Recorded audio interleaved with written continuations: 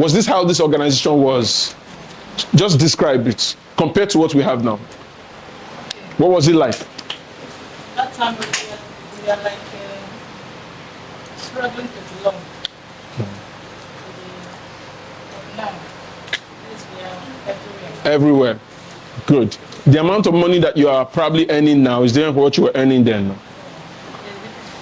Difference now, right? Good.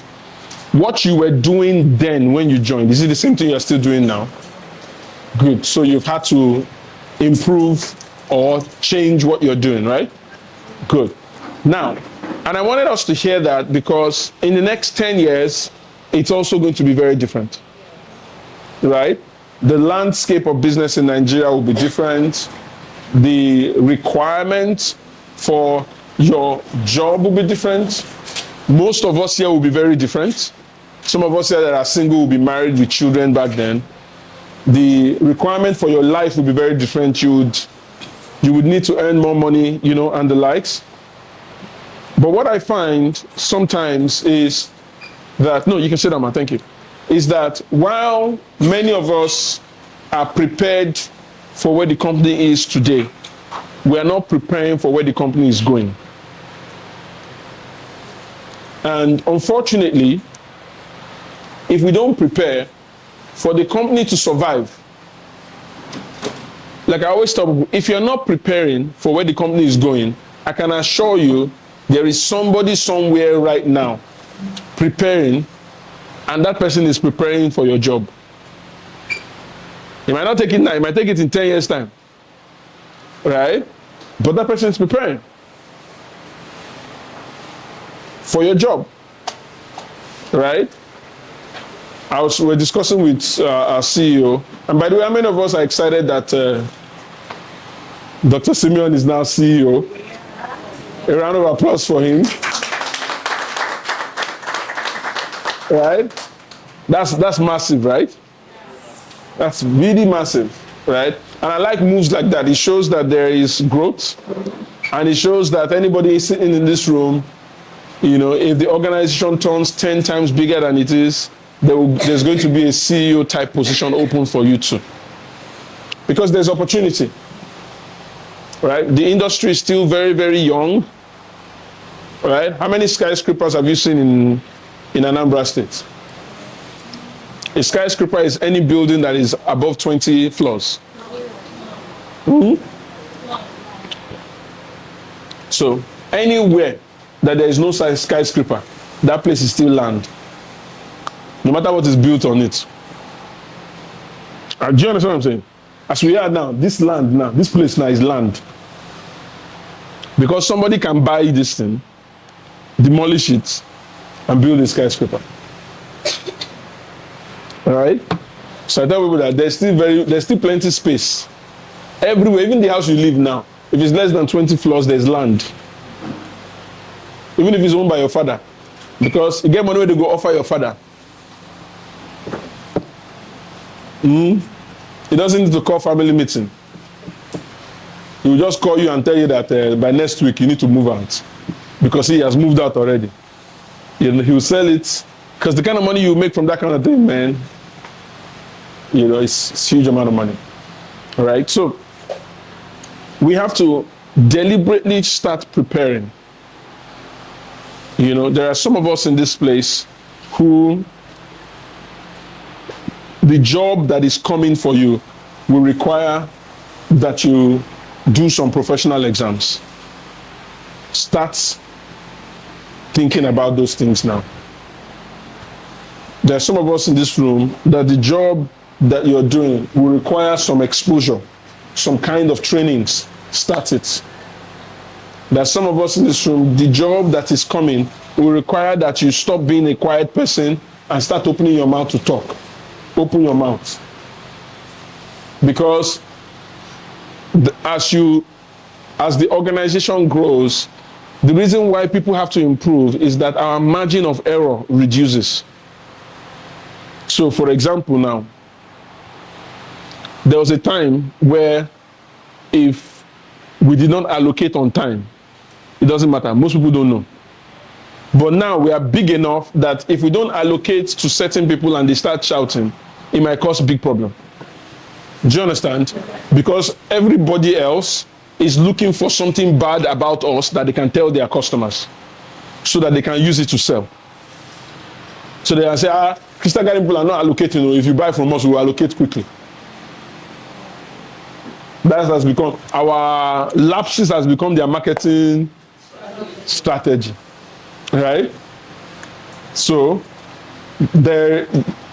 however, as we have so many people to allocate, it gets more complex, right?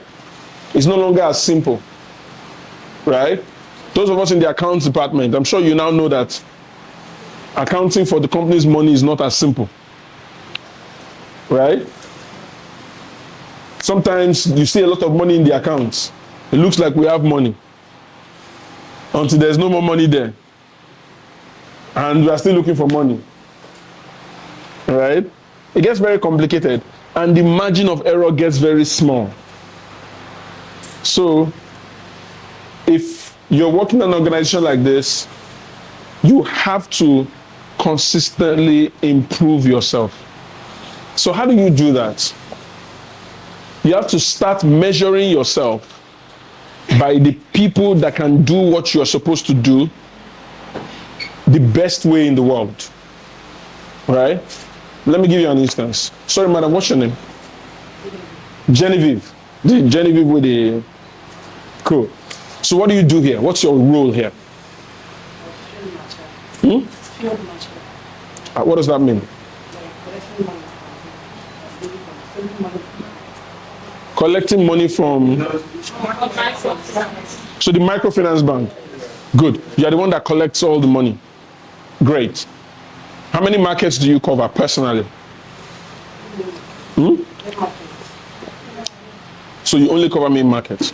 How many people do you collect money from every day? And you be like, you are very agile. You look like someone that can slap somebody that does not want to contribute money. Yeah, don't whooze and slap, eh? Oh yeah? Like 200 people. So you meet 200 people. Good. How are you going to manage it if you have 1,000 people to talk to every day? What's your plan?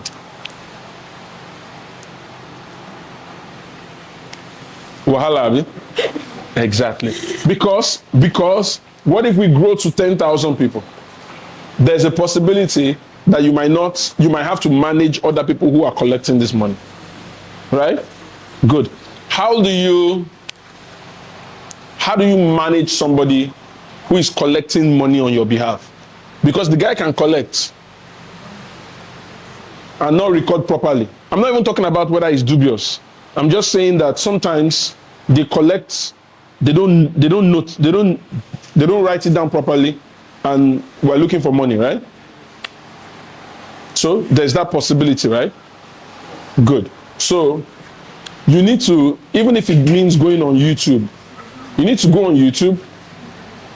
You need to find the people who are doing what you are doing, right?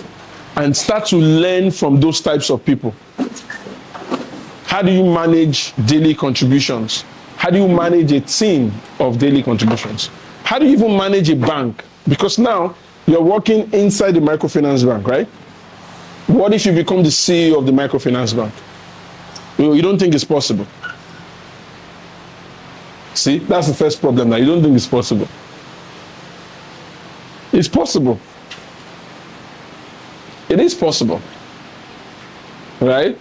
It is possible that there's a future to which, if you're really good and you really work as hard and you're really doing your job very well, there's a future in which you might be called up to be the CEO of the bank. Right? Because the person who is currently there might be promoted to somewhere else. Might maybe get visa lottery and is off to Canada. You know, something can happen.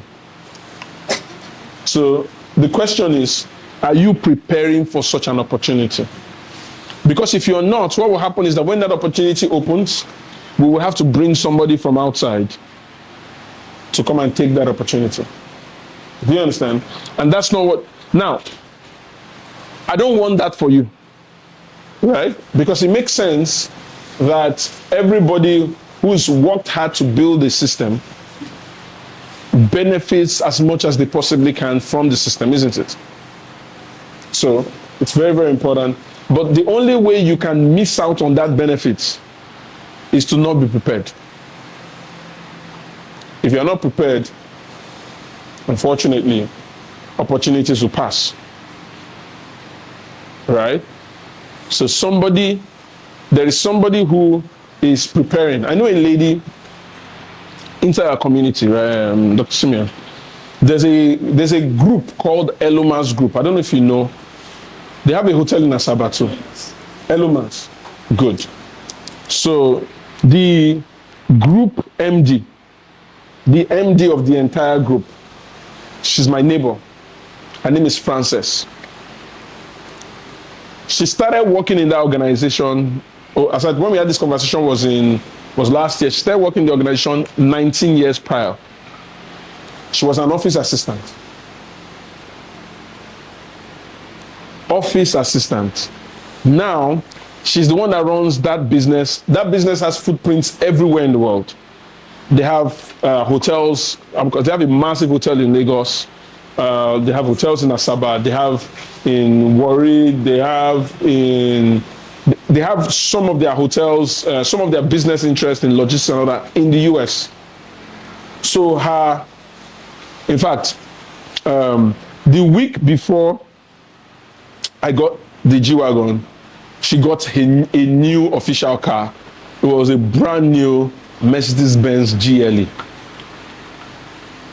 Now that car is very easily 200 million naira. Very easily. She started in that organization as a messenger, office assistant. You know what office assistant is? You know, sorry, let me put it properly as she said it. Forget office assistant. Cleaner. You know what a cleaner is? Right? You know what a cleaner is, right? That's exactly how she started. So she started in the organization, she started cleaning, and then she started to run errands, right? But as she did that, she said, she kept looking at the organization to say, okay, what are the roles that are opening? So there was a time she realized that they were short-staffed on waiters. You know, waiters in the hotel. So she went, she started learning how to do the waiting job. And you know the thing sometimes with messengers, sometimes they send you message, sometimes you don't have anything you're doing, right? So she started talking to the waiters. She got into that role. After a while, she started to be the one in the reception. You know when you go to the hotel and you meet those reception people? She took over that job. She did it well. While she was doing all of this, she did Open University, you know, she filled all the academic gap. Right? While she was doing that, after a while, she got a bigger role. In fact, she said at some point, she realized that the organization, she didn't read accounting and all that, but she realized that the organization had, they were always having problem with tax people. So she went and she started taking all these courses on taxation. Then she joined the Chartered Institute of Taxation of Nigeria. And then she became a fellow. So now, at some point, she started to be the one to do the taxes for the organization. You know, and then also she joined and became a fellow because she wanted to have relationships inside all the major tax offices. So now, when they are having tax issues, she knows somebody that she needs to call. Then she moved and she became the MD of that particular hotel. As we speak now, she's the group managing director.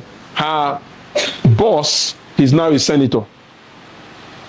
So the man moved from the business and moved into the Senate. And the entire business as we speak today, worth several billions of naira, is under her care. And she started out as a cleaner. I said that story just so that you understand that for anybody who's ambitious, who's ready to work, there is no limit to what you can become. especially when you're working in an organization like this that is growing very fast. The opportunities are endless, right? Every opportunity in this organization is open for taking. When she was a cleaner, when she was a cleaner, didn't the organization have an MD?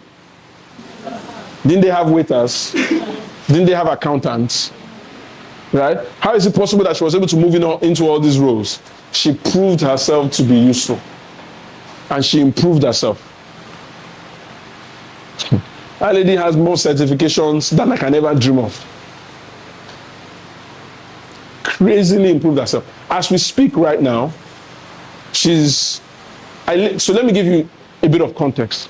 I live in an estate where a lot of my, not a lot, some of my neighbors, I have a lot of neighbors who drive Rolls Royce. It's a very expensive place to live. Where she lives right now is paid for by the organization. Right? Paid for in full. She doesn't lift her finger without the organization paying. Her vacation is paid for by the organization, sir. I'm telling you, anywhere in the world she's going to, the organization pays. But why won't the organization pay? Do you know the kind of person you have to be to start out as a cleaner? If you see the lady, if you see the lady, you will not know that this lady has cleaned before. You know, money, some of you think you are not fine. It's because you don't have money. That the money that will enter your hand, then you don't even need makeup. Money itself will make you up. Some of you, your real color has not come outside. It's too much sun. When you move from AC office to AC car to AC house and you sleep,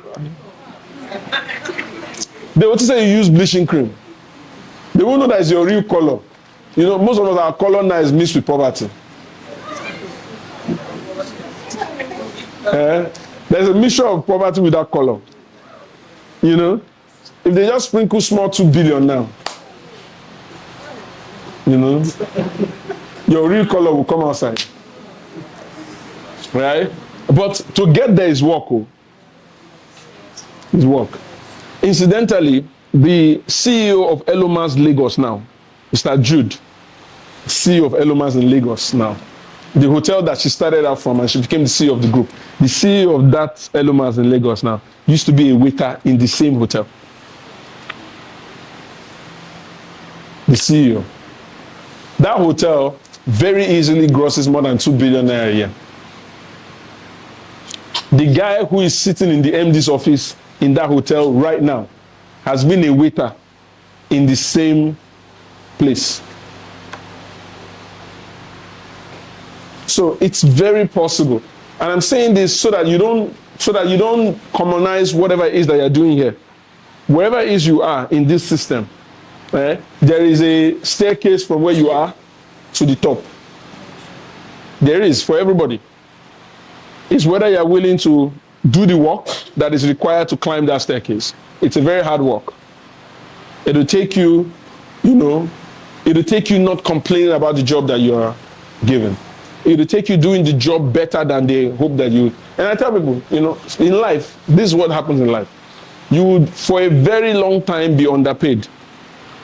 Nobody is ever paid what they are worth. For a long time in your life, you'll be underpaid. And then, if you make it out, you'll be overpaid. I don't know if you get it. So now, the lady is there. She's sitting. She manages business across the world. So there are some days she resumes in Lagos. Some days she resumes in Asaba. Some days she flies to the US. She resumes. Right? We're neighbors. She's 2 houses away from my house. But we barely see. Because, I travel a lot. She travels a lot. Not only are we neighbors, we attend the same church, sir. But in how many years now? We've probably seen ourselves in church maybe 3 times. Because she's busy, we're busy, everybody is busy. Busy working hard. You understand? She was telling me one time how that, it was her birthday and the organization flew her to the US to go and get a birthday gift. Yes, they bought a birthday gift for her, and they said they are not going to send it. So she will come and receive her gift. For some of you, the ticket to fly there is the gift.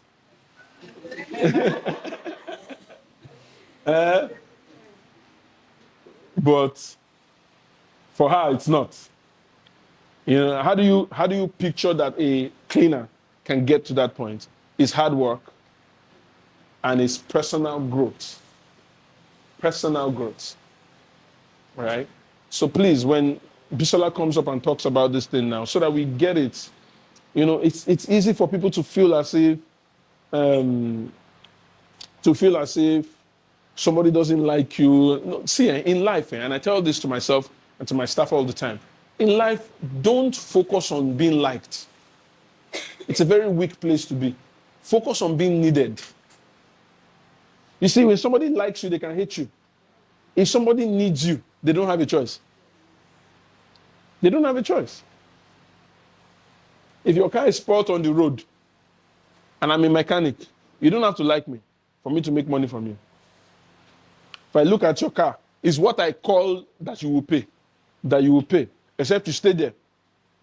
And if it's in Lagos, if you go and stay there long enough, the boys that are going to beat you and collect the car are coming. Do you understand? So be that person that is needed, right? With regards to your job, be needed.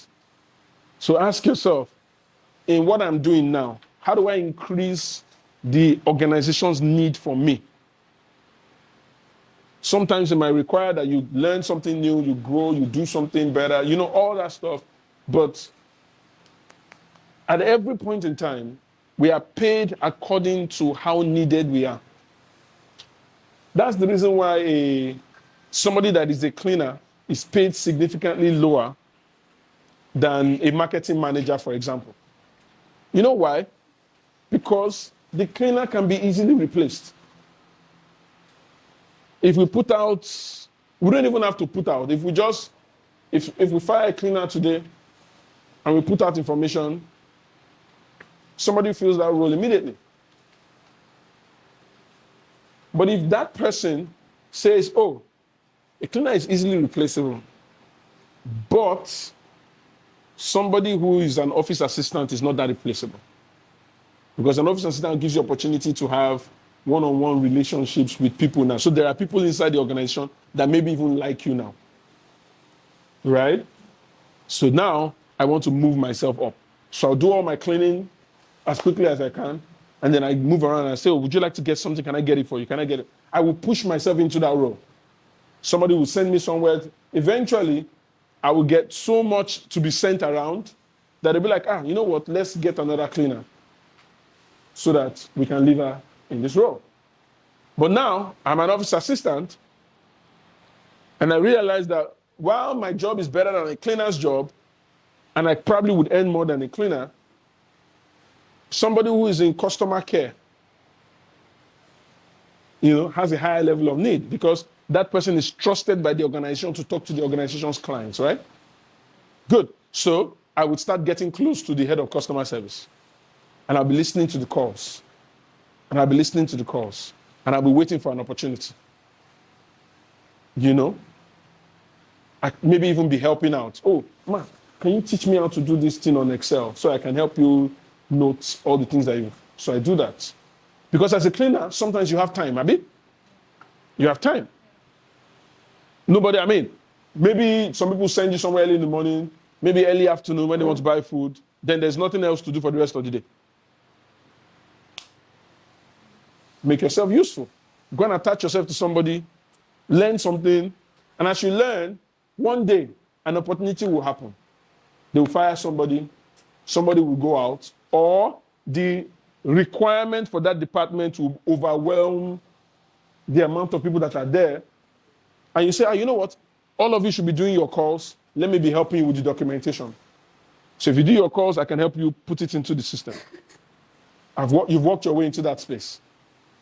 One day, they will look at you, the head of customer service will go and meet the CEO and say, look, this lady is more useful to us. Because while you're doing that thing, some people will still see you as cleaner. They'll come and send you to buy rice, send you to buy beans. Now, sending you to buy all those things is affecting the job of the head of customer service, because now she sees that this lady is doing this thing. They say, where are you? They say, I went to buy biscuits. What are we talking about? He will go and meet C and say, look, this lady looks like if she's useful in this place. Can we replace her as office assistant and move her into this role? So now you have moved into the role. You are answering calls. So you realize that, I'm answering calls, I can talk to customers, and once in a while, maybe one or two of the customers you talk to sell, they buy. But they're not your customers, so there's not much you can do. So now you want to start getting your own customers, right? Good. So you go and meet the top salesperson and say, how do you get customers? The person say, because of your job, now maybe just be posting on your WhatsApp status. You post. Right? Oh, if you are going home, these are flyers. Just drop it in some places, put your number there. You put. Maybe 3 months, 6 months time, you sell your first plot of land.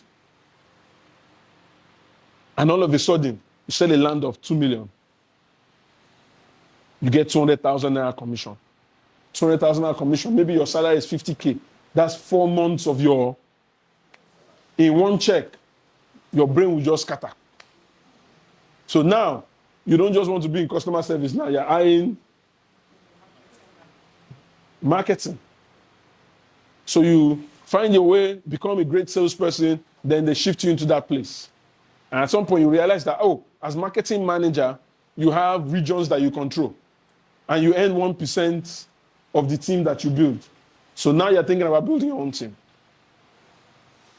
Do you see how somebody can move from being a cleaner? Because by the time you've entered marketing manager role, the distance between marketing manager and CEO is very close. I'm telling you, it's not far at all. Because even if the CEO is still there, the business can get so big that the business doesn't get significantly attacked by competitors, they might create subsidiaries. Do you understand?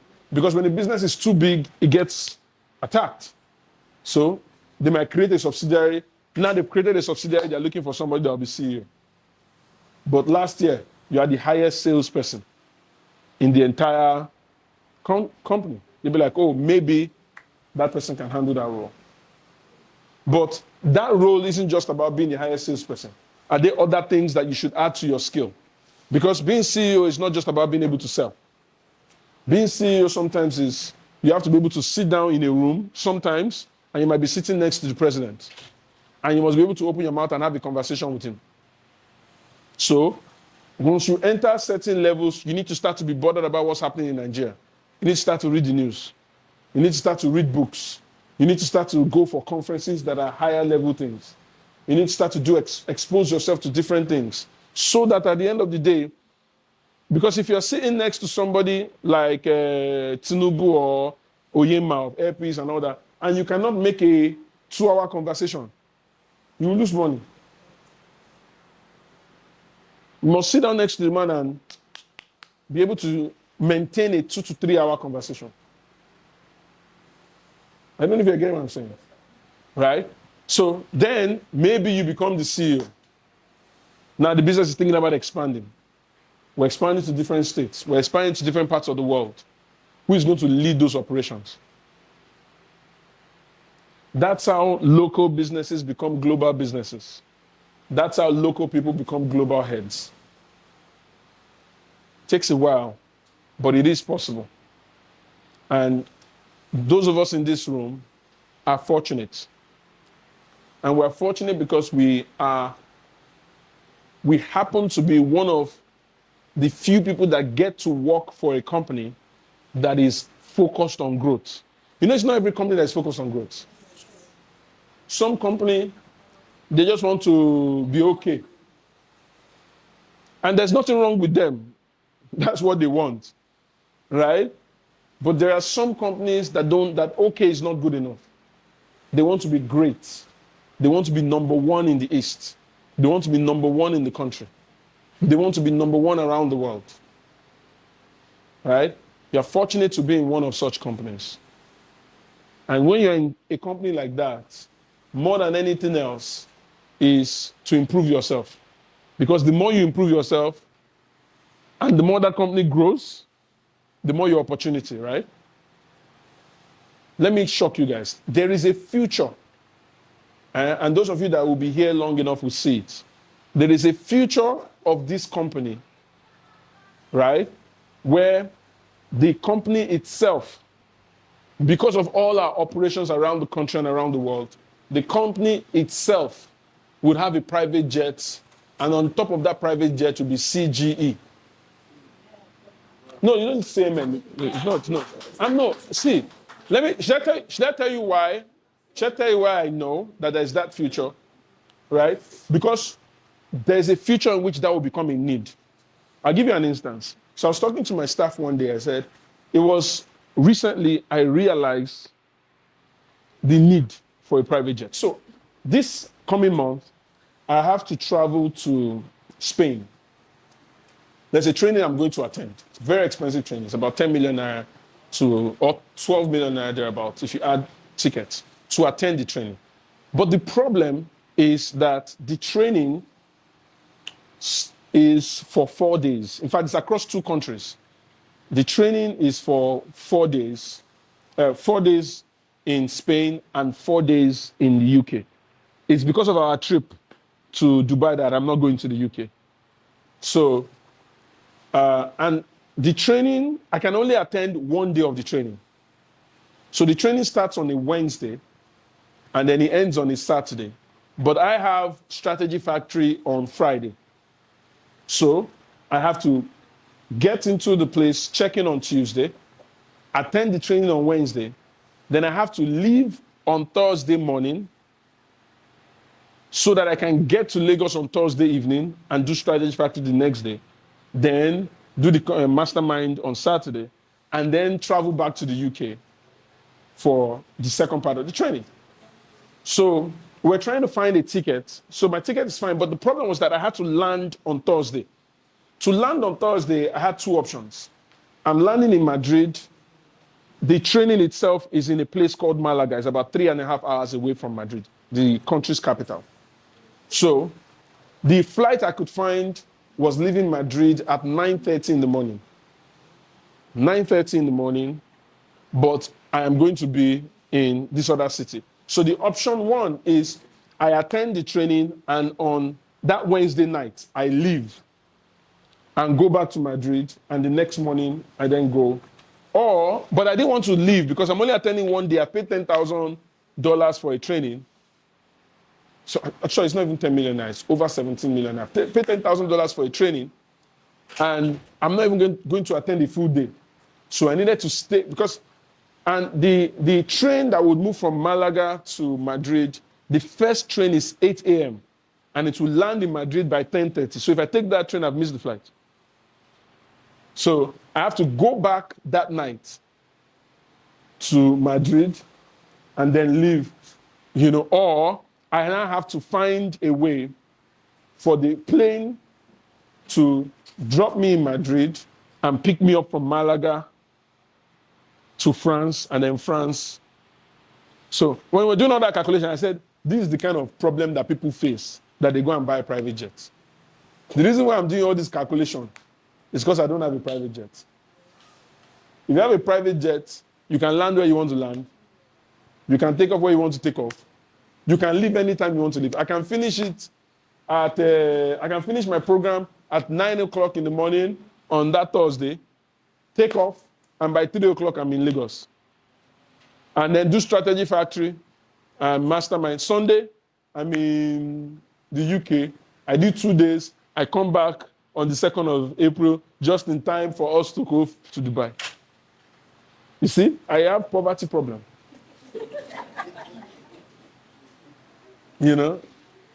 I still have serious problem. All right? So there's a future in which, right, because of the demands of expansion and the demands of all of these things, there's a future in which that is going to happen. Right? And when an organization buys 2, 3 jets like that, it's usually not just for the CEO. It's for everybody that is supposed to enter. It's not everybody. No cleaner there cannot just come and enter.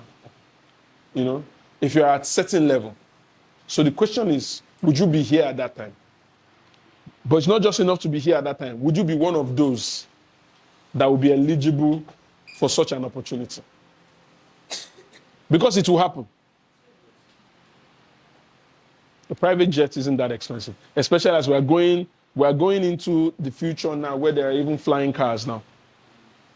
Right? And by the time we perfect this whole flying car situation, we can have somebody we can have a car that I can just, all this one all this flight that is doing not shaggy. Just okay, should be 9 o'clock in Anambra, okay. By 8 o'clock, I come out of my house, enter my car. 9 o'clock, I don't dare. You understand? You know? And Elon Musk is building planes that are now very fast. You know, typically from New York to Singapore is 14 hours by conventional flight. Elon Musk wants to use the rocket technology to be able to improve travel. So that flight will take about 45 minutes now. So the way he wants to do it, that's why he's building SpaceX. One of the things SpaceX is supposed to do is that what he wants to do is, so you can enter in at New York, right? And in 20 minutes, you're out in the atmosphere. You're out of the earth, and you just enter in at Singapore. So instead of flying like this, you just go up and you enter. In 45 minutes, you're in Singapore. You can have breakfast in New York, have lunch in Singapore, have dinner in Nigeria, and you'll be fine. That's the future that we're getting into. You know? And if you don't like to fly, he has a company called Hyperloop. So he's building tunnels. They've built some really good tunnels now. There's some in Vegas and all that. He's building tunnels that can connect the entire world.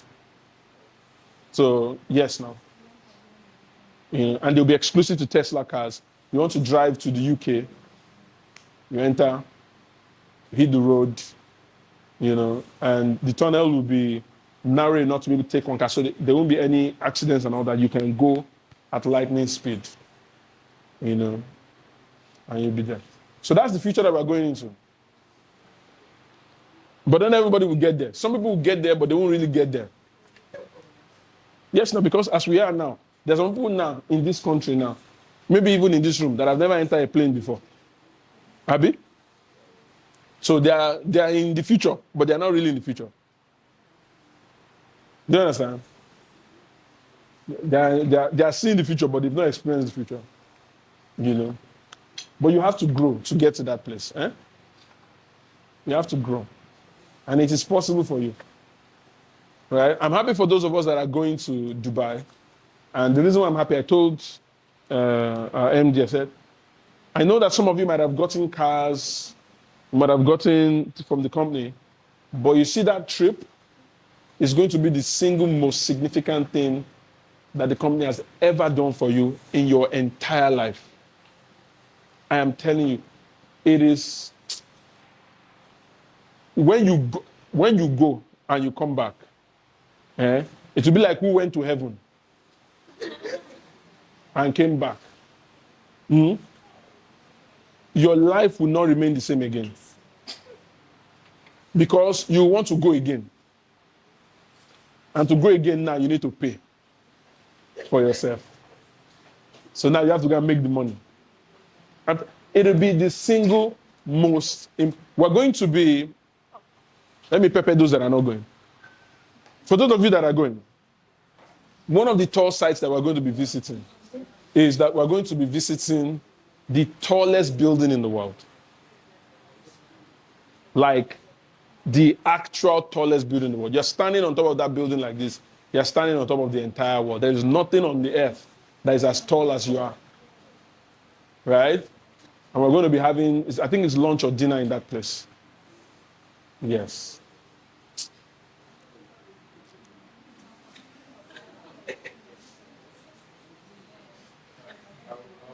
I was only able to see the Oh, we're going into the building now. Yes. I was showing the building, but I didn't No, we're going, this time we're entering. The building is called Burj Khalifa.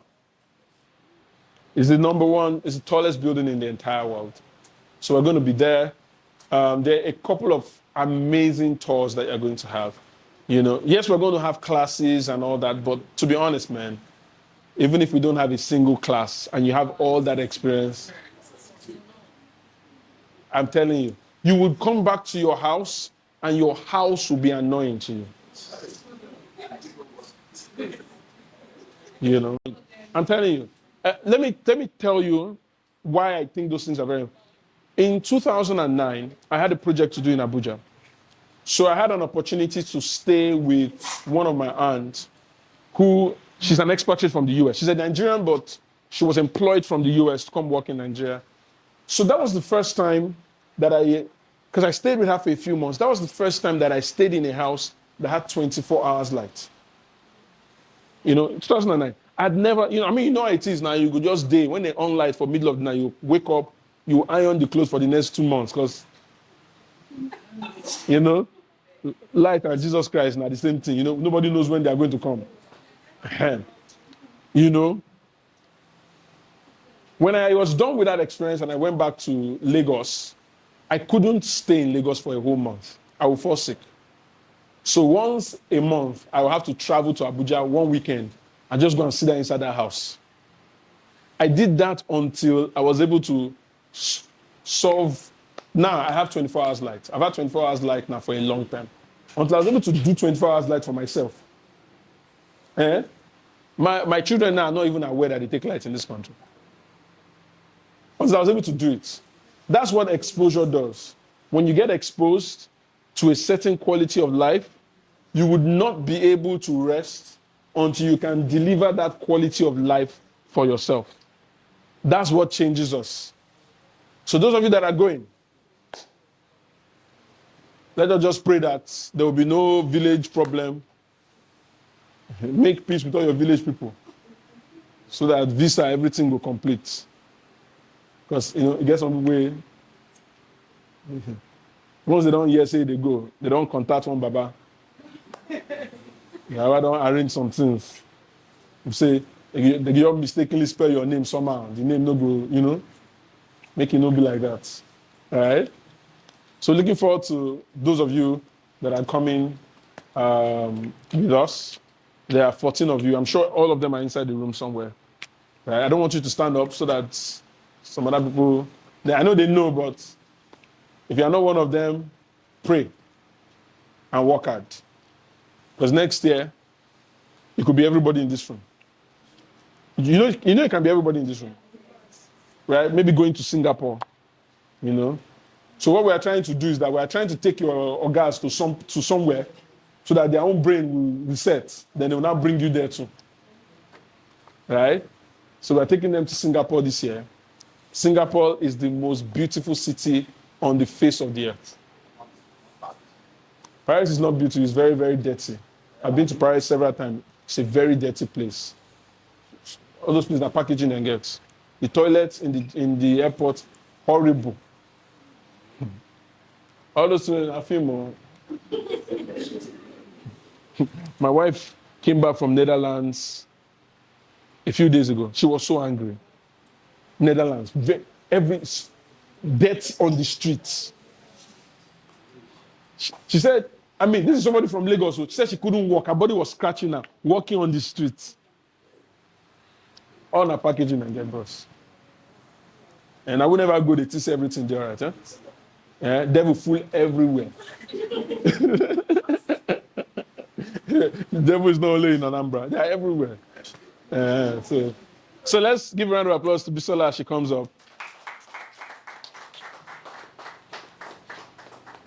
Okay, thanks for the opportunity, sir. So the lady I've been trying to reach this guy, you know, and I stopped picking her calls. And I said, what does this guy do? He said, the guy is in construction. So I said, that's okay. So we picked we picked our phone. First things first, by the time you get to the point where a client has stopped picking your calls, don't send them WhatsApp messages. Send them text messages. The reason is because most people don't understand that WhatsApp message is a very high pressure messaging environment. Because if somebody reads your WhatsApp message, you know. And now they know that you expect them to respond. And because they don't have a response for you, they will not open it. And now, how many of us here know that there's a way to read a message without even opening it? Yes. But you don't know. There's a lot of messages. I have 450 something messages I've not read, but I've seen all of them. But I need to leave them like that so that you know that. Right? But if you send a text message, they will read it because there's no pressure. Right? You can't know whether they've read it. So they will read the text message. So what we did, took the phone and then sent the guy a text. We said, oh, since you're in construction, will it be okay if I could pass it on to our MD? You know, because if you're in construction by real estate company, I'm sure the people we can discuss it possible with you. So please let me know when it's a good time to pass you to my MD. He sent it as a text. This guy has not picked this lady's call for over a month. Has not checked the WhatsApp message for more than a month. He replied, "Thank you very much. I'm available now." Alright? It was down the road that the MD told me that the guy eventually got. You know? The problem with all of us in this place is that we are not useful to the people we are trying to sell to. We just want their money. Now I know that you are not useful to them, but you don't even know what they do for a living. You have to know what people do. You have to understand their business and find a way to be useful to them. Some of them, you might be able to close the deal for them if you're able to help them find a carpenter that they need for the house. But you don't know what they do. You don't know anything about them. The only thing you know is that they wanted to collect, send you 18 million. You have to know. Anybody you want to sell to, you have to know. You have to get as much information about them as you possibly can. Because transactions are not going to, most transactions will not close quickly. And if the transaction doesn't close quickly, that's where most of us here get into trouble. Because all you're calling the man to say, "Sir, we are waiting for your payment." The next week, "Sir, when are you doing your payment?" Now, the man that has not paid, you don't think he knows that he has not paid. You're not beginning to remind him of his failure. So he will stop picking your call. He will put you in archive. He will block your number. Because every time your call comes, you remind him of a commitment that he has not made. So, but if you know as much about him, you can keep that conversation going. I don't know if you're getting it. Right? If you know as much about him, okay, maybe he's in Onitsha main market, maybe he's in market, and then you hear about a particular news, something that's happening there, you can forward him the news. Oh, sir, I just found out that there are some buildings that have been affected by demolition. You know, would you want me to talk to our lawyer, try and see if they can help you check it? Oh, I just found out that, Jonathan, you have to keep a conversation going. Because here's the thing. After I have gotten to the point where I've spoken to somebody and I've gotten to money, I never bring up that money. I follow up on other things. The person has not forgotten. Do you understand? But you need, the most important thing in a sale is conversation. As long as there's a conversation happening, money is coming. The problem is when the conversation stops. Sales is like babysitting a toddler, a 2 or 3 year old child. Problem happens when the child goes quiet. Those of us here that have children or help children before, we know if they're in the other room, as long as you're hearing their voice, there's no problem. But when you don't hear their voice for like a minute, 2 minutes, 3 minutes, now there's a problem. You have to go and check. Do you understand? Yes. That's how sales is. You know, the gap between when you guys are not talking, that gap is where the devil is. So keep the conversation going. What's that?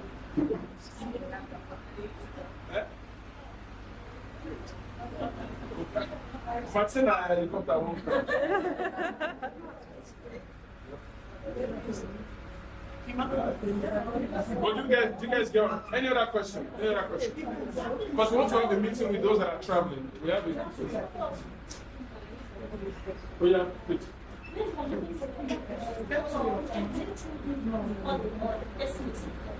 It depends on the person. So first things first, I always say that whenever you are talking to somebody at the beginning, you must find out what they do, find out why they want to buy, right? And find out when they want to buy. Many times, when somebody tells you that I'm going to buy this thing next month, they're going to buy it next month. Or rather, the earliest time they're going to buy it is that next month. It's very rare that you can get them to buy it today. Because guess what? We're not asking for 2 naira 50 kobo. They're asking for 18 million, or at least you're asking for 1 million. Sometimes people need to get this information, go home, have a conversation with their wife. Do you understand? So you want to find out those things. I find out those things because I know that transactions don't close quickly, so I need to keep the conversation going, right? That's one. 2, whenever you find out what somebody is doing for a living, pick an interest in that thing and start to get as much information as you can get. What's happening around that? Because I want to keep feeding that person information. Do you understand? Yes. Oh, this was happening. Oh, this is how it's going. Do you understand what I'm saying? Because there must be a talking point between you and that person. Right? Now, why is it important to find out why the person wants to buy? Right? I'll tell you why. If I'm talking to somebody and the person says, oh, I want to buy real estate for capital appreciation, right? Then it has given me the right to harass the person, especially when I'm selling a land that is currently at 50% off. So the conversation is not going to be, sir, the price is about to go up. No. The conversation is that, sir, if you buy it now, by next week, you just made an additional 9 million naira on the land. So, are you sure you want to lose 9 million naira?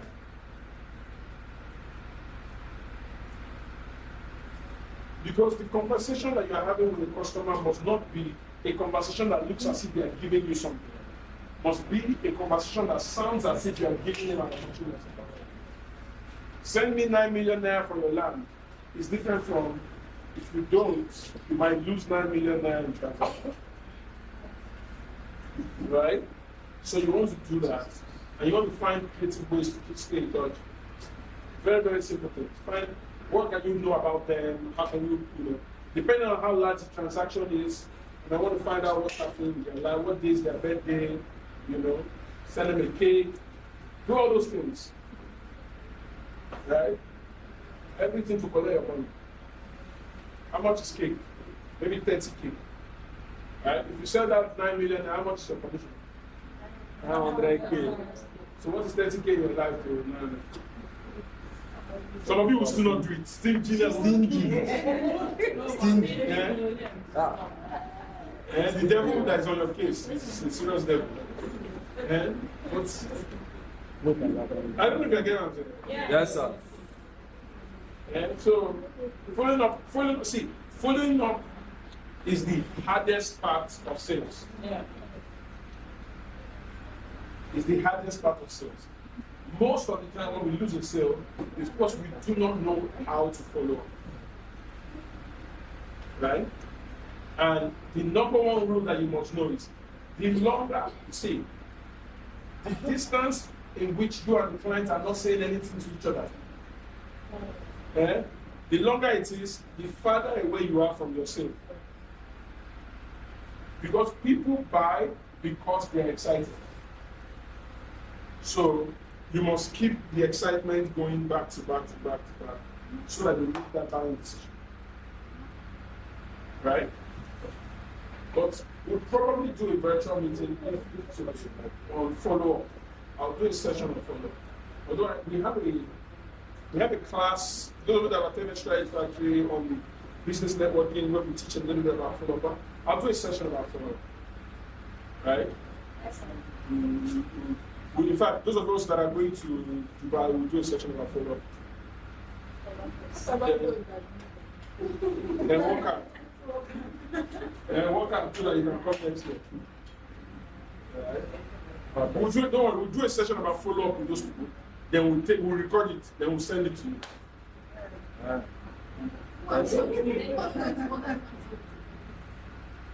Anybody that you know is going. Hold them accountable.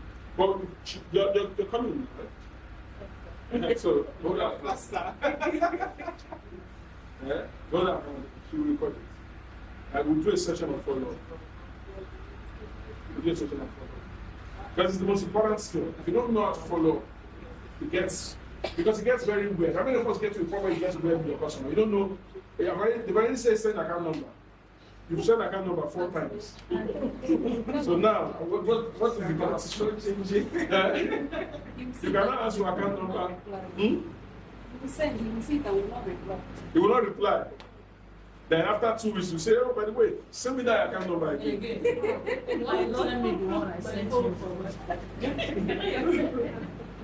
Right? And some of you now make the worst mistake of saying, sir, I've sent it to you before now many times. Now, the customer is not angry with you. You say, oh, okay, no problem. I'll send it again. But follow-up is a very important skill. You need to learn. And follow-up starts with when you start prospecting. Many of us, we do not have the tool to follow up because we did not prospect properly. You understand? That's it. Any other question? There are no questions. I want to say thank you for your time. We will meet again very soon.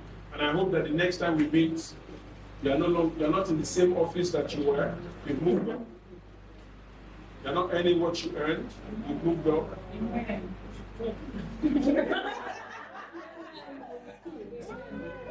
See, let me explain it.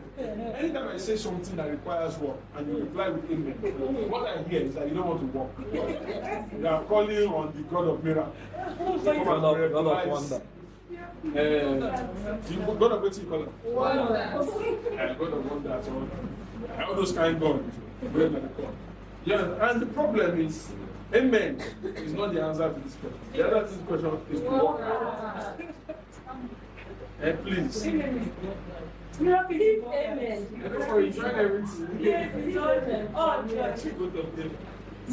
So miracles are important. Let me know that. So I know it's maybe I'll go ahead. As I take on the road to heaven, I take a front. But you have to still walk out. And all this miracle. See, those of you that are going to Dubai, you understand what I'm saying? You enter where they have not prayed for miracle before. And you see it.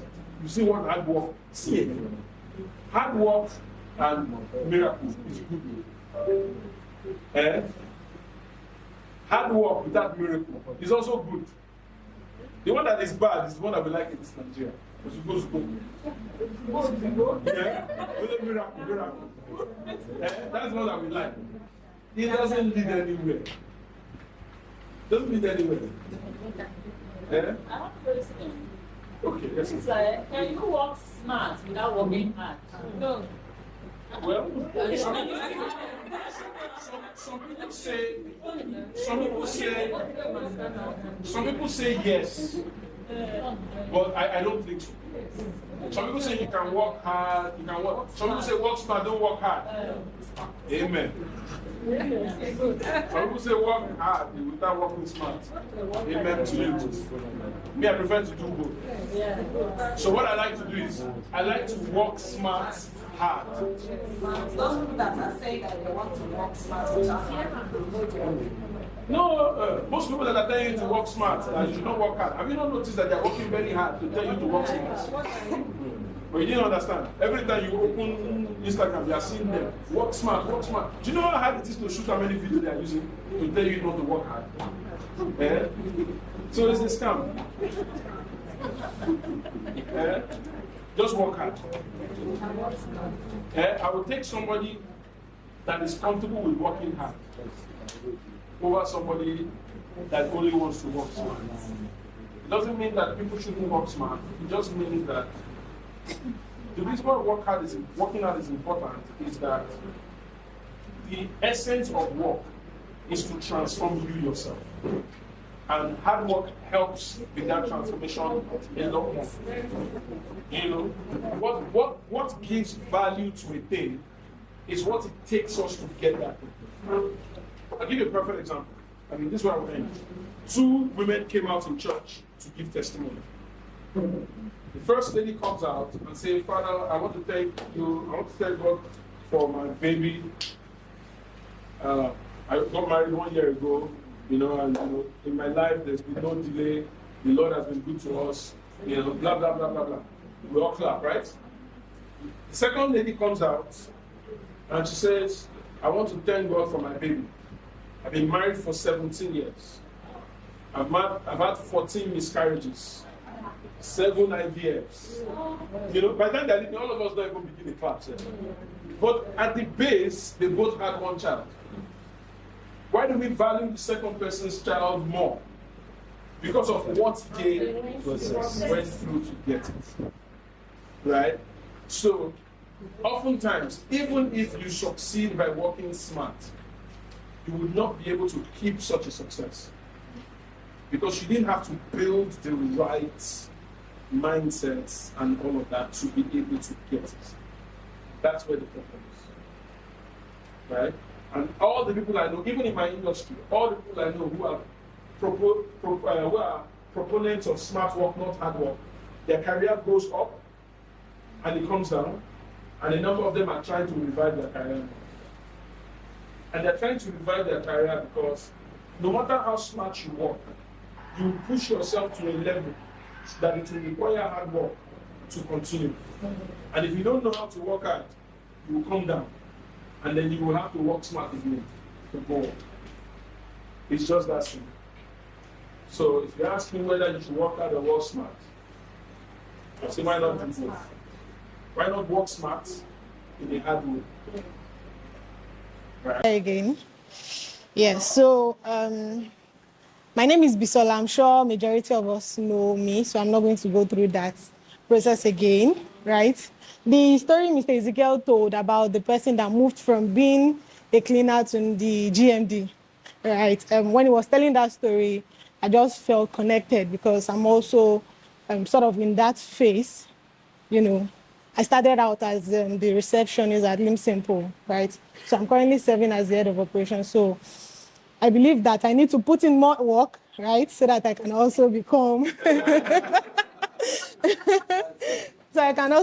the group managing director of whatever Limbsimple, become in the future, right? So, and I want us all to also think in that light. So you might think that the story is telling is far because you don't know that person, but if you, look at me, hear this story from me too, then you believe that it can happen for anybody if you decide to, do it, if you decide to put your mind to it, if you decide to go the hard way and not find them shortcuts to, to success, right? So I want to talk to us about people and processes. I'm going to skip control. Right. Okay, this is off. Yeah, I just turned it on. Okay. Yeah, so I'm going to talk to us about people and processes. So what's people? People is everybody here, right? All of us. And that's the basic definition, like straight to the point. Everybody here, we're people, right? But in an organization cannot flourish. It cannot get to where it wants to go without this element called people, right? If we're not here to do the things that we are currently doing for the organization, whether it's a cleaner, whether it's marketing person, whether it's media, customer service, anything you do, if you are not here to do it for the organization, there will be a bit of struggle, right, in that organization because that space will definitely be open. So what am I trying to say? The organization needs you. Whatever it is that you're doing in this organization today, it is very, very, very important for the organization. How many of us notice that if somebody decides that, oh, I want to leave today, or the organization fires somebody, they want to replace that person? That's to show you that that particular role that the person was playing is very important in that organization. So I'm saying this to let you know that whatever you're doing, please take it very serious because it is very, very important for the organization. It will mean so much for the organization in terms of revenue, and it will also in future in terms impact you to excuse me, it will impact you to, you know, either financially or any way you want it to affect your own life too. So, and how do you become that kind of person that the organization values so much? You have to be able to understand your technical capacity. Like, what do you do here? Like, what are you doing for the organization currently? How great are you at this thing that you're doing for the organization? You're a customer service person. How do you make your call? Do you understand the art of calling? Do you understand the art of being a customer service person? And how well do you do this thing? If you're a marketing manager, how well do you understand your role? How well do you execute on it? How are you trying to improve on this thing that you're doing, right? You have to be able to understand. And it's getting easier for me. I feel like the world is getting better. All of these things are getting easier because of innovations from tech and the likes, right? It's not very difficult now to learn. How many of us agree with me? That it's not very difficult to learn now. You don't have to, you know, start from going to big universities or even, you know, going far. You can start learning with your phone. You can start learning with your phone. You can start to find ways to improve yourself just with your own phone. Some of us will spend a lot of time, you know, using Instagram, using TikTok, using all of these things.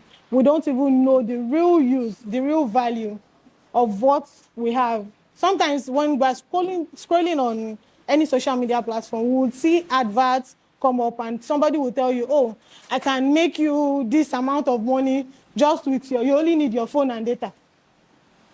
Have you seen those kind of adverts before? Yes. So that's to tell you that these people have, you know, they've realized how much they can do with just that device and data on their phone. So why don't you also find ways just with your phone and start learning from there? If you start from there, the one thing about internet or tech is that it will always suggest to you something more as you go. If you search for something today, they will bring you something better. They will bring you something better.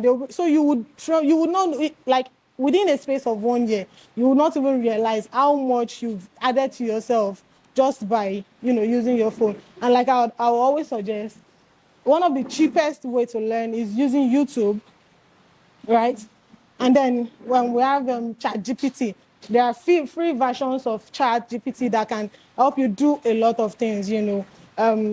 Currently in our organization, we are even also using automated call systems. If any of us are on our database, you would get calls from either my number or somebody else, or even bulk messages, right?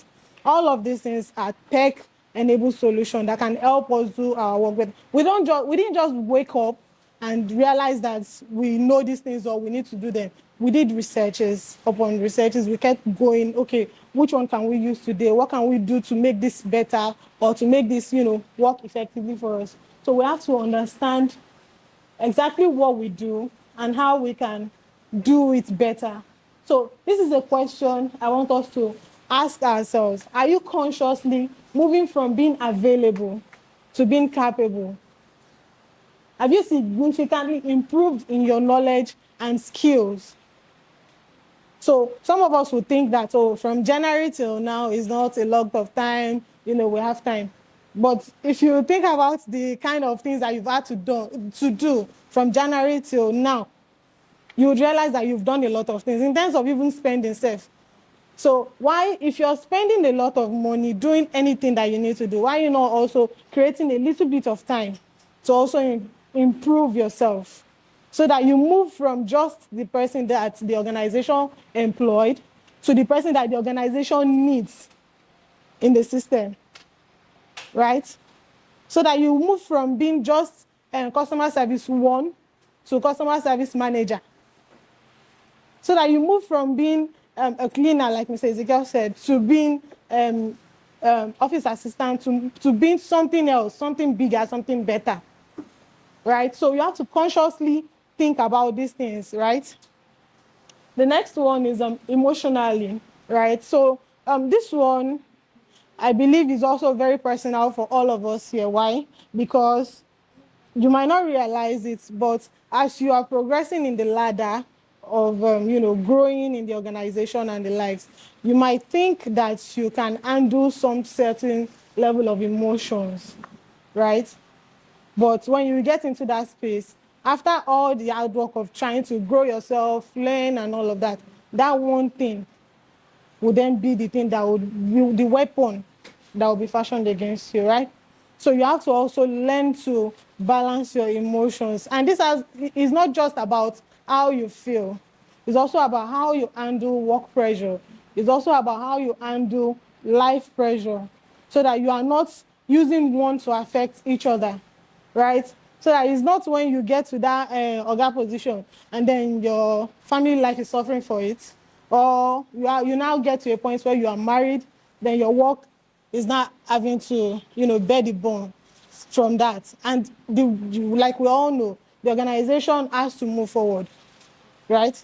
So we can't, the organization will not consider it's because you got married, that's why you have to, make the organization suffer for what is currently happening in your life. So we have to find ways to balance out our emotions. And with this also, there are, very cheap, simple ways to be able to learn how to balance our life emotionally. Like I mentioned earlier, the cheapest way to still do this, go on YouTube. Go on YouTube, right? So in our office the other day, we had a training on personality types, yeah? Yes. So prior to that training, I've been having issues with some of my colleagues, we were not doing things right. It wasn't really affecting or directly affecting how I work, but I don't know if it's affecting how the other person works, right? But all in the end, if it's not affecting me and it's affecting somebody else, it will still affect the organization, isn't it? Yeah. So, but after we had this personality type training it was Mr. Ezekiel that conducted the training for us. I realized that I better understood this person's personality type. And what did that do for me? It helped me in how I relate with that person, right? So he helped me understand that, okay, this person cannot handle this type of conversation or this type of relationship. So what do I need to do? How do I need to manage the relationship with this person? Do we need to just focus on just being colleague? Do we need to do you understand? Do I need to make friends, be more closer to this person so that we don't affect each other's job, so that we can do our job being happy with each other so that we are not affecting the organization. Do you understand? So we have to actively, try to understand ourselves first and then try to understand everybody that contributes to getting our job done. And if you're also a stakeholder in somebody else's getting their job done, you also have to help them by just understanding the kind of person they are. The act of even just doing that can help you become a better team manager. And that might be just the position that is open in the organization at that period. They might need a team lead, and they figure that, oh, this person knows how to manage people, can manage a team of people, and then they hand you that position. You see, it's not very hard. It's just you have to be consciously aware of these things, right? Then thirdly is psychologically, right? So you see, this Dubai trip that some of us are going to rather, is one of the psychological things that help us grow in an organization. I'm sure that some of us that are not going on this trip, we are already thinking, what can I do to be part of the next batch that will go on the trip? Or what can I do to be next batch of people that would win something that I need? Maybe it's car you need, maybe it's a land you need, maybe anything you need, right? So those are what these psychological things help us to do. But more than what the organization wants to offer you in terms of trip, car, or anything, you also have to create your own. There are 4 types of dreams, actually. We have the practical dreams, which is literally what everybody does, right? What you do, the things that are really, achievable. You want to get an apartment, you want to get married. Those are like dreams, practical dreams. and things that are really easily achievable. Then we have significant dreams. So these are things that involves you want to make impact in people's life. You want people to, when they are saying something good, you want them to mention you. They want them to talk about you. Those are significant. Then we have legacy dreams. Legacy dreams is there are things that you do that even when you are not around again, they would speak for you, right? I'm sure all of us think that, oh, these are the things that we want to do. But we always forget the most important one of them, which is fun dreams, right? Fun dreams, they are the energy booster.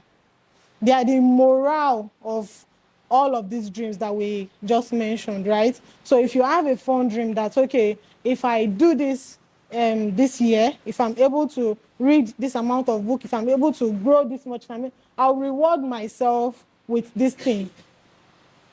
I'm going to be taking at least 5K out of my salary into somewhere that I cannot touch, such that if I'm able to do this thing effectively by the end of this year, this is what I want to use it to do for myself. Those are fun dreams. Fun dreams. So that even if you don't get to achieve that thing, do you know what would have happened to you? You would have gotten better. You will not be the same person from that period where you just started. You would have moved a bit, even if you did not achieve what you want to achieve, right? Then you can decide to do whatever you want to do with your money, right? So we have to be able to process and manage our psychological being into what we do also, so that we can get the best out of ourselves. This has nothing to even do with just your organization. It's also for you personally as a person. Set goals. In fact, don't even set 1 year goal, set 3 months goal. I want to learn this at the end of this time. I want to read this amount of book at the end of, I want to do this, I want to do that. Then reward yourself. It's not enough to just set those goals. Reward yourself, right?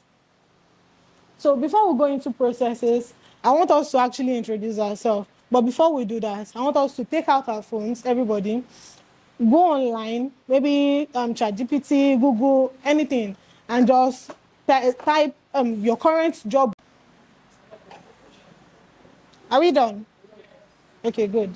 So I'm going to start from, let's see. Okay. Sorry, what's your name, sir?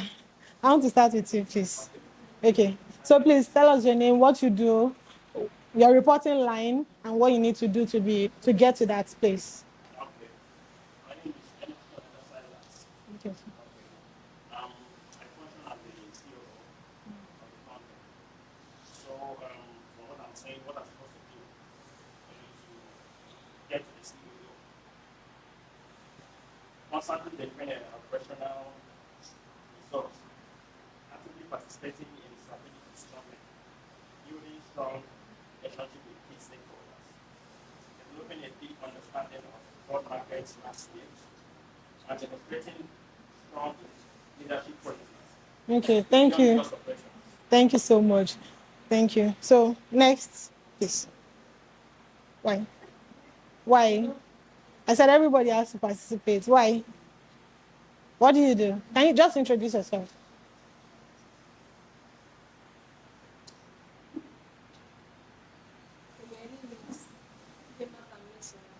Okay, so what do you do here? Okay. Okay. So who do you report to?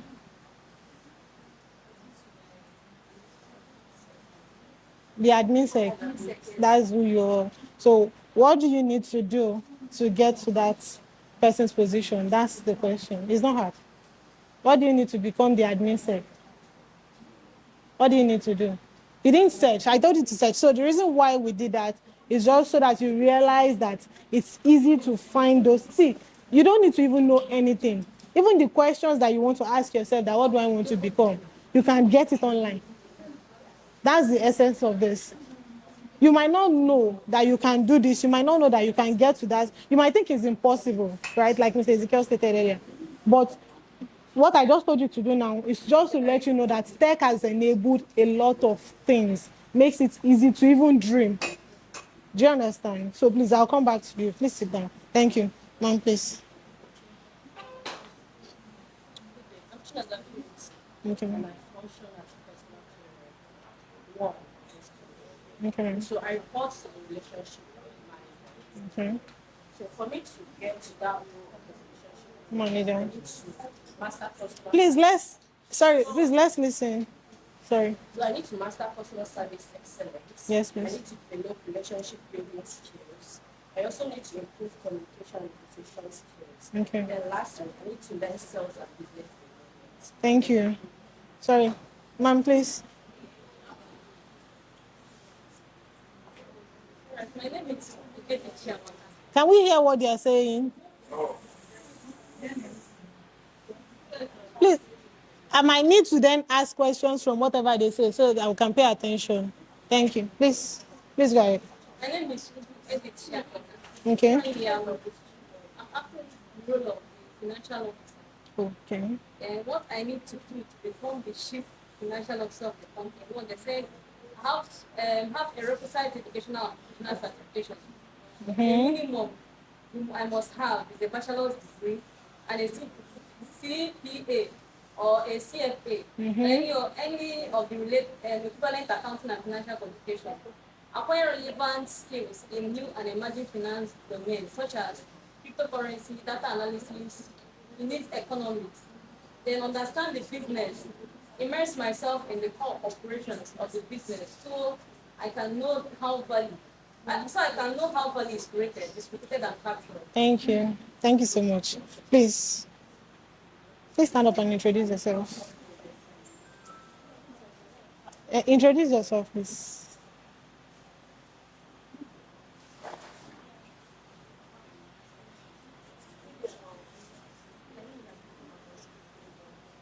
I didn't hear you, sorry. Okay. Okay. So who is your reporting line? Accountant. Okay. So did you check online for what you need to do? You didn't check. So please, I need you to check. I'll come back to you. Thank you. Ma'am, please. Good morning.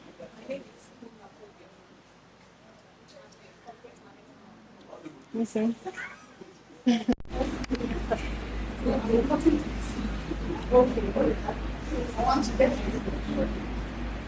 need to see every challenge as something that is favorable for the company. Because I need to learn how to make policy decisions for the company. The third one, I need to be active. The fourth one, I need to learn how to work on that. Thank you so much. My name is Lana Stacy. I'm the assistant at the secretary. I'm reporting to the secretary. But what I need to do is up my level. Organizational skills, I need organizational skills, strong communication skills, time management, interpersonal skills, and adaptability. Proficient in micro skills of this.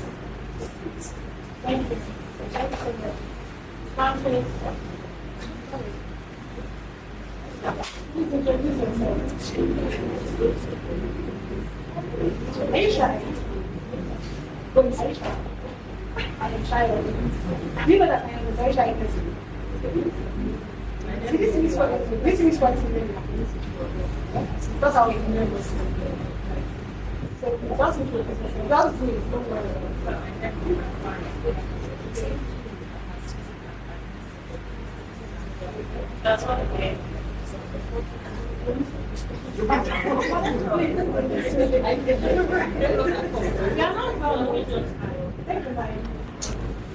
If you don't take it, then you just speak up. Don't worry. If you don't want the mic.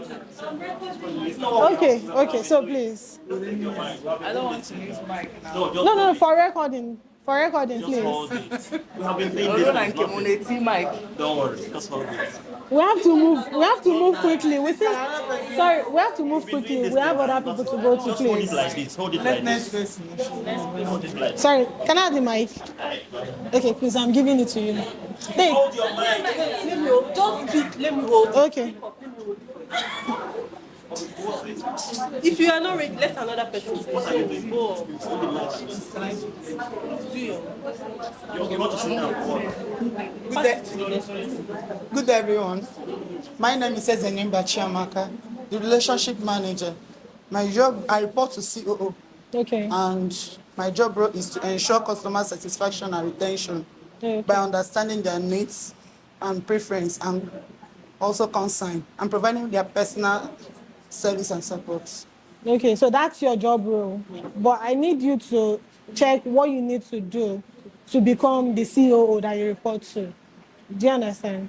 Oh, What you need to do to become the COO so that you don't have to report to COO again and report to CEO now. Then you now become the CEO later. okay. So do you want to check that? Okay, so please, yes. Good morning, everybody. Good morning. My name is Ngozi Ibekwe. I report to Operation Manager. Okay. I'm the sales lab. Okay, ma'am. Yeah. I focus on constantly extending sales targets, developing strong leadership skills by mentoring my colleagues. Then refining your communications and presenting abilities to all my colleagues. Thank you, Yes. ma'am. Thank you. Thank you so much. Okay. Thank you. You know what the activity is like, right? More content. Now they call me content. Okay, my name is Onojarita. I work as a media assistant. Okay. Okay. To get What to do the you- position of media What do you manager, report to? media The media manager, manager. Okay, yes. so. I need to develop key skills, gain experience, and demonstrate leadership potentials to get Okay. to her level. Okay. Thank you. Please pass it to her. No, here.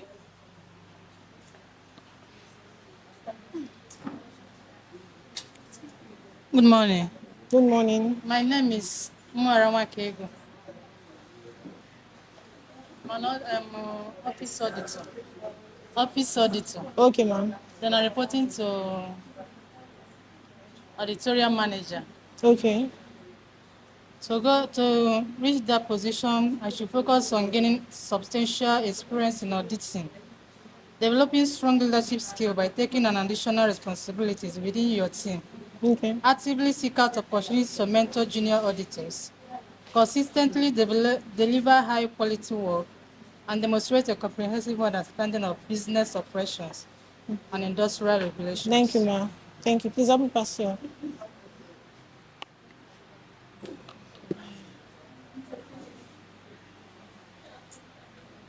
My name is Ojuku Sandra. I'm the administrative assistant. Please, can you speak? Yes, my name is Ojuku Sandra. I work as Okay. the administrative assistant. Please, if we are silent, I believe we will hear everybody. Instead of not helping them get nervous, please. I report to the administrative secretary. Okay. Okay, what I need to do to get to becoming an administrative secretary, I need to update my skills on Microsoft Office, Google Suites. I need to get more knowledge on real estate, about the documents in real estate. Then basically that's Thank it. you. Please. My name is Choma Victoria, and I'm Media and Brand Management Officer. You're what? Media and Brand Management Okay. Officer, okay. Okay. And I report to COO. You report to So, from ChatGPT, say that the first one is to gain extensive experience in operation and management. Second one, to develop key leadership and management skills. Third one, to take on higher responsibilities in my current role. Thank you. My name is Genevieve Mo. As a field marshal, I report to manager. Okay. Build a strong portfolio for yourself and then earn a praise in the field of management successful. Learn from your manager. Request your senior to give you a project to lead. Volunteer to train, mentor and guide a teammate. To be proactive in supporting your supervisor as required. polish your resume. Thank you. My name is Ifes Nachichineye Blessing. I'm the office maintenance manager and storekeeping. I report to customer service. My role is to make sure the office equipment and other things are in order and is in good health, Okay. and to make sure everything in the office are well kept. Oh, yes. Thank you. And in the sales department, I make sure that all stock that comes in are complete. Okay, so what do you need to do to become a customer service manager? Or at least a customer service first, so that you can move to that. You didn't check for that, did you? You didn't check. So please check. We'll come back to you. Thank you. Okay, let me get my own. No. Just introduce yourself. Coming out now. Introduce yourself. We'll come back to you. I'm Nancy Marvelous, scriptwriter stroke PA Okay, to Patrocinium. see you. Okay, good. So that means you report to the media manager. to media manager. Okay, so you want to check what you need to do? Yes, till to, okay, we'll come back to you. Good afternoon, everyone. I'm Nadime Soma Mary Ann. My name is Nadime Soma Mary Ann. My role in this company is a field marshal. That is the accountant. Okay, I go out on daily basis to market the company's business to our customers. That is collecting money from customers, helping them to save their money on daily basis. So at the end of the day, I report to the accountant. So to become an accountant, you typically need to earn a bachelor's degree in accounting. That's number one. Then number two, you have to develop strong analytical and mathematical skills. Number three, you have to gain relevant experience and potentially pursue a professional accounting certification, like the Certified Public Accountant, CPA, depending on the desired career path and level of responsibility. Thank you. So please, before the next person goes, let me tell you what you need to do again, or what you need to tell us. You're introducing yourself, what you do, who you report to, and what you need to do to get to that place. Do you understand? So you're not telling us exactly, like you're not explaining what you do. You're just telling us your job role and what you need to do to get to to be what your reporting line is now. Do you understand? So let's do that. Okay. My name is Onyinye Chieze. And I'm the head of finance. And I report to the CEO. So to become a CEO, all of them, you need to get a relevant education, gain experience in various roles, develop leadership skills, master strategic thinking, build a strong network, demonstrate decision-making skills, cultivate a professional image. Okay. Thank you. Thank you. Okay. Thank you. I am Nancy Marvelous. Yes. Scriptwriter, personal assistant. I am reporting to the media manager for things I need to do. Gain practical experience starts by making my own short films, develop creative skills, build my portfolio, attend networking, that's attending film festivals, and learning screenwriting. Thank you. So.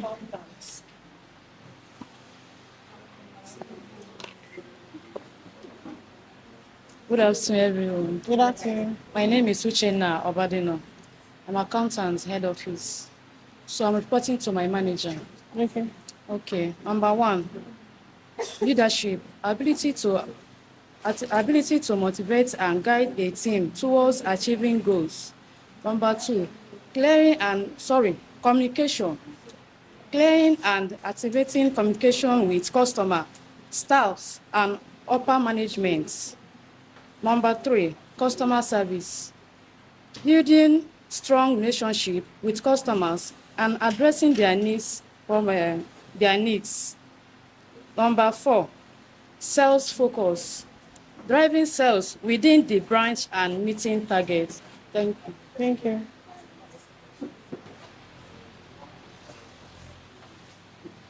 What was the question? My role?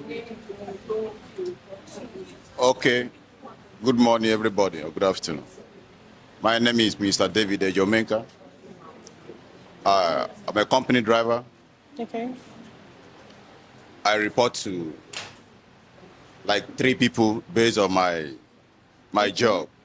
I report to mechanic. I report to my operation manager. And I also make sure that my client I took to the site are well informed of the future of that location. I like that. So for them to get themselves Thank some you. plot of land in that location. Okay. So what is my role there? Their safety is in my hand too, and myself. Yes. Okay. Ahead. So please, what do you need to do, sir? So what I want to hear is, what do you need to do? Do we have like head driver or somebody that manage? Is the head? Okay, so you report to the head of operations, right? Yeah. So what do you need to do to move? What do you need to do to move into that role? What do I need to do? Yes. To move into the role of head of operations. head of operation? Did you search for that, or do you know it already? No, I don't need to search before I answer questions. Oh, fantastic! Please, let's hear it. What do I need to do to enter into the role of operation? Yes. Yes, it's to develop a skill, Mm. acquire some knowledge. Mm-hmm. You understand? Either educational knowledge or in the sector you are in. Thank you. Eh. Thank you. Can I go on?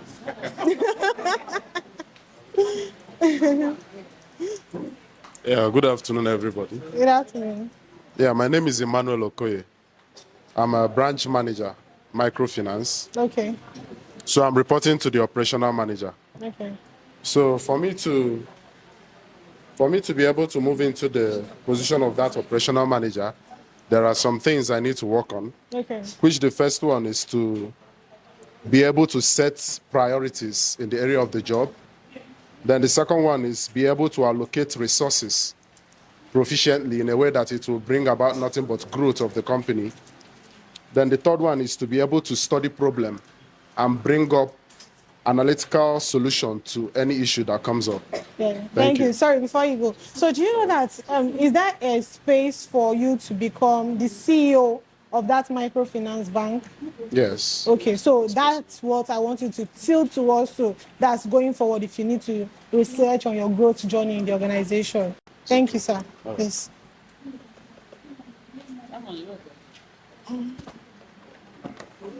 Good afternoon, everyone. Good afternoon. My name is Osai Rita. I am the HOD of Microfinance. Okay. So my core duty is monitoring every activities of the branch managers, both financial aspects and welfare of the whole marshals, ensuring that the funds are in order and every report is kept intact and accurate. So I'm reporting to the operation manager and the system. So aspiring to be at that helm, one of the things I would develop myself to is ensuring that I develop myself in area of organizational skill, excellent organizational skill of managing both the task, the human, and the system, ensuring that everything is in order. Problem solving. I have to develop myself strongly in solving both financial problems and the human problems that arises in the system. Thank you, ma'am. Thank you. Good morning. My name is Hope Olibechku. I'm a marketer in the microfinance department. First of all, my duty are collecting funds from customers, generating revenues for the company, disbursing out loans and collecting back the loan, generating leads and sales through marketing and opening up new customers. Then my reporting line is to the manager. First of all, being a good leader, because my manager is a leader. Because you can't lead without being a leader. You have to lead not just because of the title. It's you leading first, not the title. It's you being a leader first. Then getting a degree, because getting a degree is not just about going to school. It exposes you to the forwards of the university, the world, and other things, and acquiring knowledge. Then another thing is working on my attitude, because they say attitude is everything. My manager is someone who doesn't mix emotions and work. So that is what I'm learning. Thank you so Please, much. we are not getting this. We are not asked to tell what we do our role. Tell us your name, your role, who you report to, and what you need to do to get to the person you report to. To the person you report to.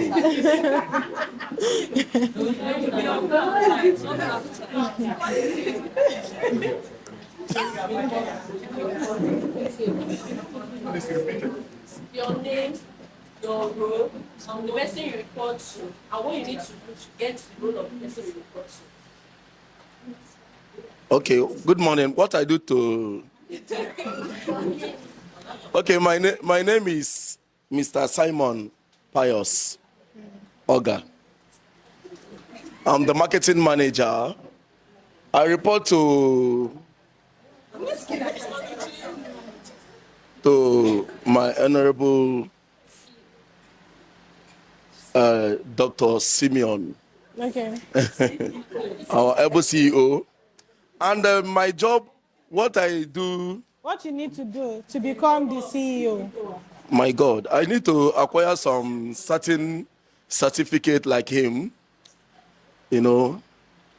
In fact, I really need to upgrade, in fact. So what I told everybody to do,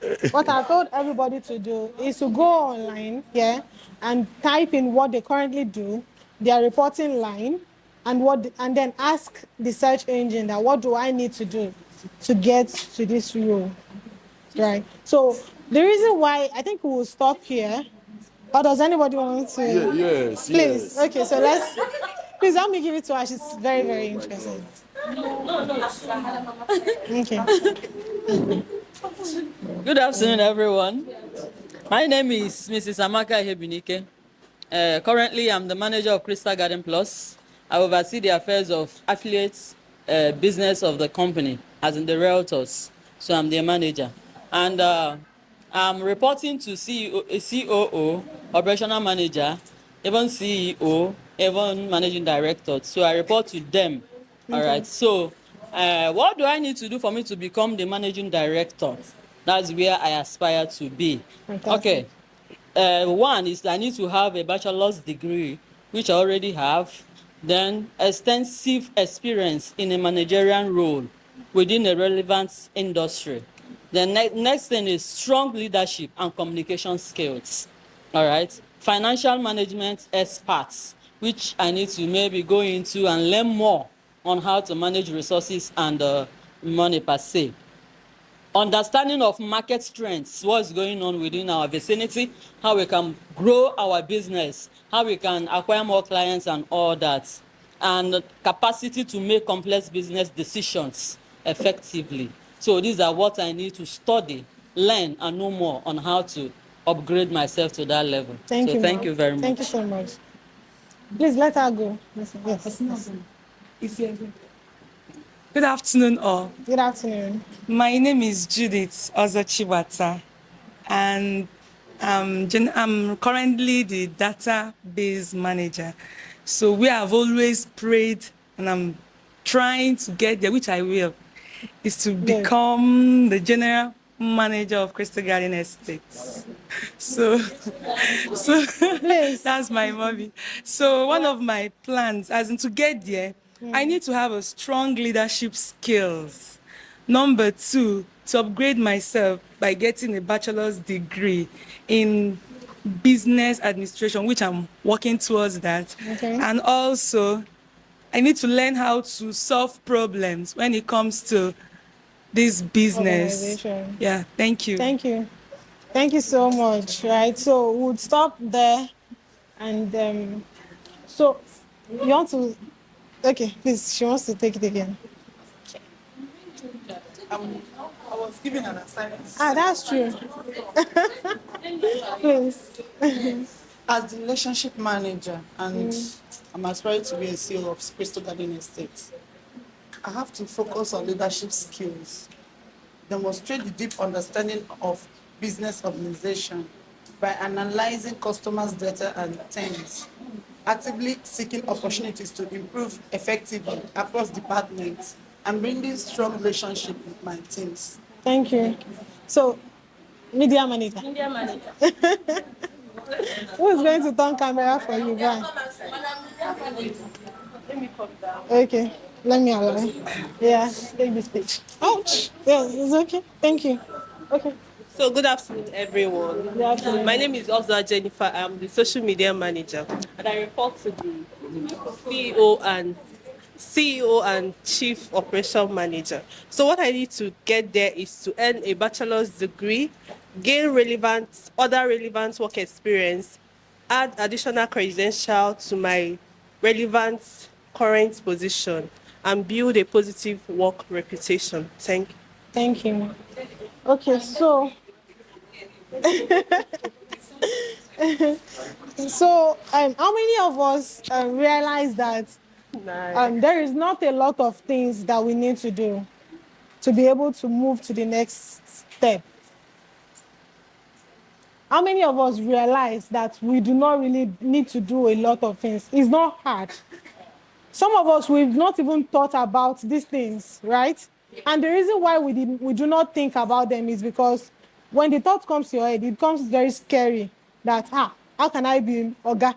How can I be my Oga? How can I be in my Oga seat? Do you understand? And then we think that, okay, for my Oga to be there, it must be a genius, right?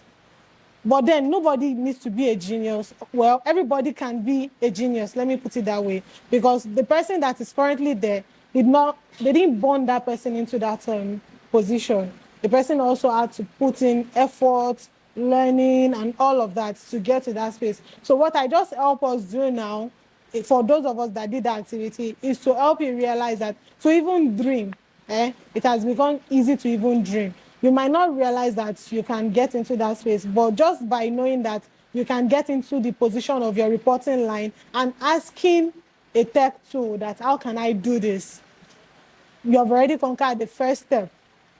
Do you understand? So if I were you, the next thing I would do is I would say, okay, can you streamline? What's the first thing I need to do out of all these things that has been listed from the search engine, right? So if you have maybe up to 5 things that you need to do to get there, ask the same search engine, what's the first thing to be done, or the simplest thing to be done that is not expensive.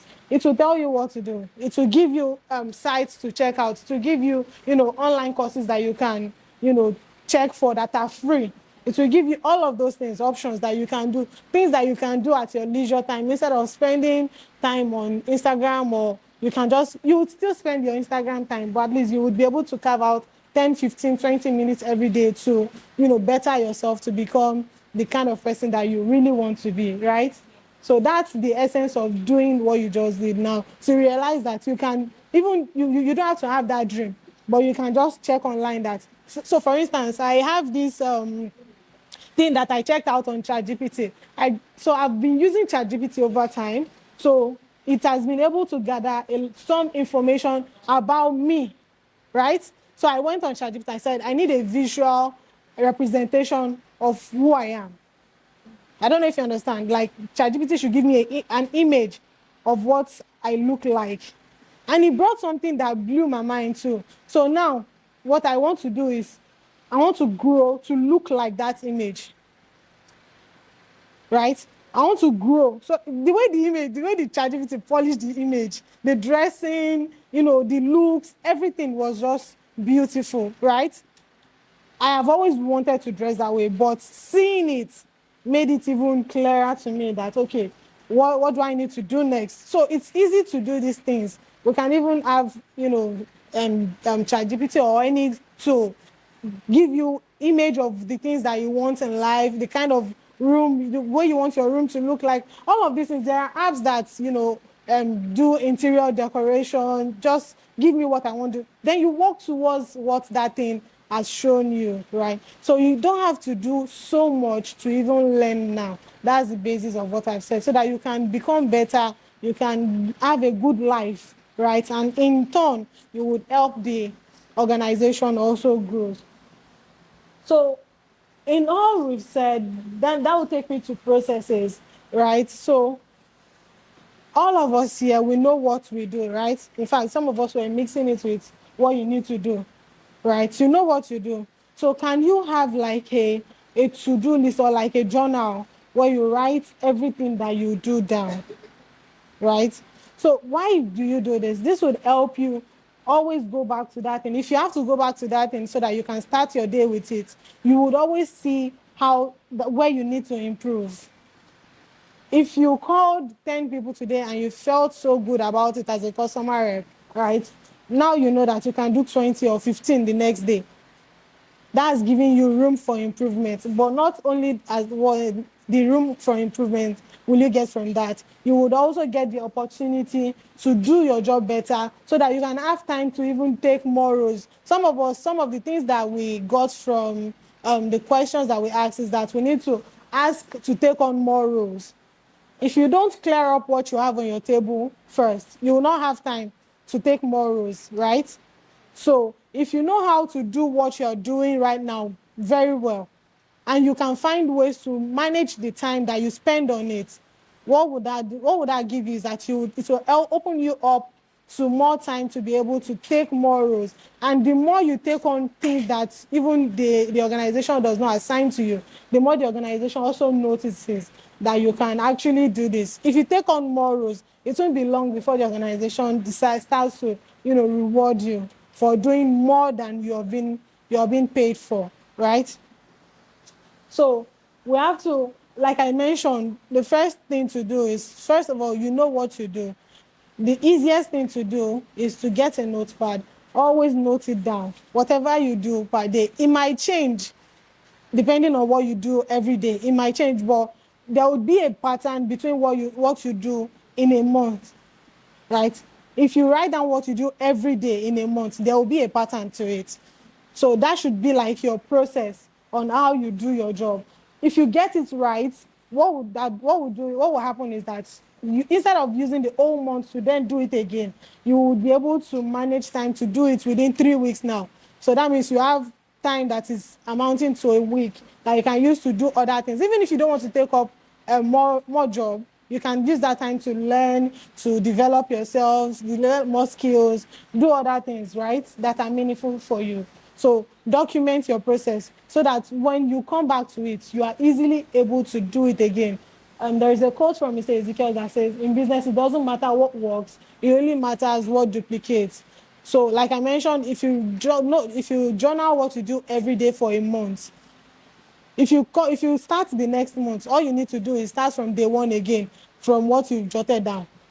If you do what you did January 1st on February 1st, you will see that the speed at which you will do it in February 1st will be different from the speed with which you did it in January 1st. That would, expose you to the more time that you're trying to create for yourself, right? So I think I'll stop here so that Bolu can come teach us on sales. Any question, please? Any question? Anybody? Is there any question? No question? Okay, please. You mentioned of writing things down, things you want to do for the day. Sometimes it can be really tired over because I have all these projects and at the end of the day, I didn't see that I wasn't able to carry out all those things I did. Please, all the rules. And sometimes I want to write, but I will just be like, let me just, since I have this, I want to know on my mind or off on my head, let me just do it. And at the end of the day, I'll find out that those things I wanted to do, I did it. So what would your advice to me when it comes to writing things down? Okay, so there are two parts to this one. So sometimes you don't write. When you don't write, you finish everything. Do you miss out on things? That's the first important of writing it down. So the second part is, even if you write it down and you could not finish it, like I mentioned earlier, you will realize that it's just the way that you do exam is called. Do you understand? If you're able to do at least 70 to 80% of what you're able to do, and you choose to yourself, you know that it's time that did not allow you to finish it, you're good, right? All you need to do is when you're starting the next day, or if you have spare time even before the end of that day, try to finish it. There is nothing, if you don't have time to finish it, like you're being true to yourself. It's not like maybe you use your extra time to do Instagram, or do you understand? You just wasted the time. If you did not waste time and you just didn't have enough time, it's okay. It's okay to do that. You can carry it over, start your day, your next day with the leftover from the previous day. Thank you. Is there any other questions? Please, sir. All right, good afternoon, House. Good afternoon. Please, regards to this statement here. Yes. You say it doesn't matter what works, but duplicate what matters. And now, sorry, I want to ask my audience. Yes. Excuse me, ma'am. If I give you 1 million naira now, or one program, which one would you prefer? You have to kind of expatiate this very. The question you just asked, I didn't even get it. It doesn't. Power of duplication. Many of us here don't understand it. Yes, like I asked my colleague here, if I give you one program, the ability for it to be double on daily basis and 1 million naira now. Yeah, so that this particular the contest for this is not about what you have or what it's not in naira and kobo. It's in terms of your daily activities, the things you do with your job, how good you are with that thing that you do, and that thing that you're very good at. You know, sometimes as a marketing manager, you can go out today and then just talking to somebody and the person decides to buy from you, right? Doesn't mean that if you go out again and talk to another person, doesn't mean the person will buy. No, I need to follow up. Do you understand? So that's what this thing is about. It's about this process that you use to get things done. If you use that same process again, if you use it again and again, will it give you the same result you got the first time? Sometimes there are shortcuts to doing things, right? If you use shortcuts to get things done, and you go back to do that thing again, and that shortcut is not available, you will not get the result you need, right? But if you have a process of doing things, maybe that person that you went out and you spoke with, maybe there is a particular way you spoke with that person, or you have a follow-up system that you have in place, a process, right? Before the person eventually pays you, there is a guarantee that if you do that thing again with another person, it might work, right? If it works, you try it the second time it works, you try it the third time it works, then you can then establish it as a process of doing that particular type of sales. That's what this means. Thank you, sir. Is there any other question? Okay, thank you so much, everybody. I'll have Bolu take us now. Everybody. Hope I've been getting value from the training thus far. Have we been getting value? Okay, so we're going to have a very important conversation within the next few minutes. How many of us sell here? Everybody sells. Or everybody should be selling. It's a different question. Or everybody has the opportunity to sell. But is everybody selling? So that's the question I'm looking for. So how many of us are selling here? Let me see your hands. How many of us are not selling and would like to sell? Let me see your hands. And let me tell you why this is important. You are in a very privileged organization. Let me give you an example. If you work in a bank, all right, the salary is, let's imagine, 300,000. There is almost nothing you can do in that bank except they promote you that will raise your salary. Are you aware? That 300K is your 300K. Are you with me? Yeah, like I said, unless they maybe do a review and all of that. But when you are in an organization that gives you the privilege to have your base salary, are you with me? And then you can max it out. Because if you sell 500 million now, they'll give you the commission, right? Yes. And your life will change. You can be a cleaner and you'll be driving to work with 500 million, right? They will even be talking to you anyhow. Are you with me? All right. So with that level of privilege, that means you determine how much you make. You agree with me? You determine how much you make. So the question is, how much do you want to make? Can you write that down in your notes? How much do you want to be making per month? I'm going to ask you. Per month, yes. It's just that it's a bit sensitive. I would have asked you to write your base salary, but I don't want to read that out. So how much do you want to be making per month? I'm going to ask you. Talk to me, Oga. 10 million. 10 million per month. Okay, 10 million. Are you sure you'll be here with 10 million? You know. Who else? Give me two answers. Two answers more. Let me see. What's your own? Yes. Yeah. How much are you making per month? 15 million per month. You see, she's the one that has to make it now. Okay, what about you? 1 million. Okay. What's the commission, the average commission per property? 10%, 5, 10. 10%. So that means if you want to make 10 million per month, you have to be able to sell how much per month? 100 million. Okay. So my sister that said 15 million, that means you should be able to make how much? So the question is, do you think it's possible? Do you think it's possible? Are you with me? Do you think it's possible? Okay. Because that's the most important thing.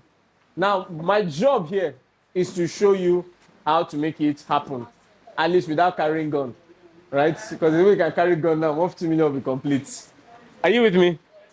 So please, let's pay attention. I'll try to be fast. We spent quite some time, but I'll try to be fast and we'll just move through. Now, the problem with many people and sales is many people know how to sell, but not many people understand how to sell.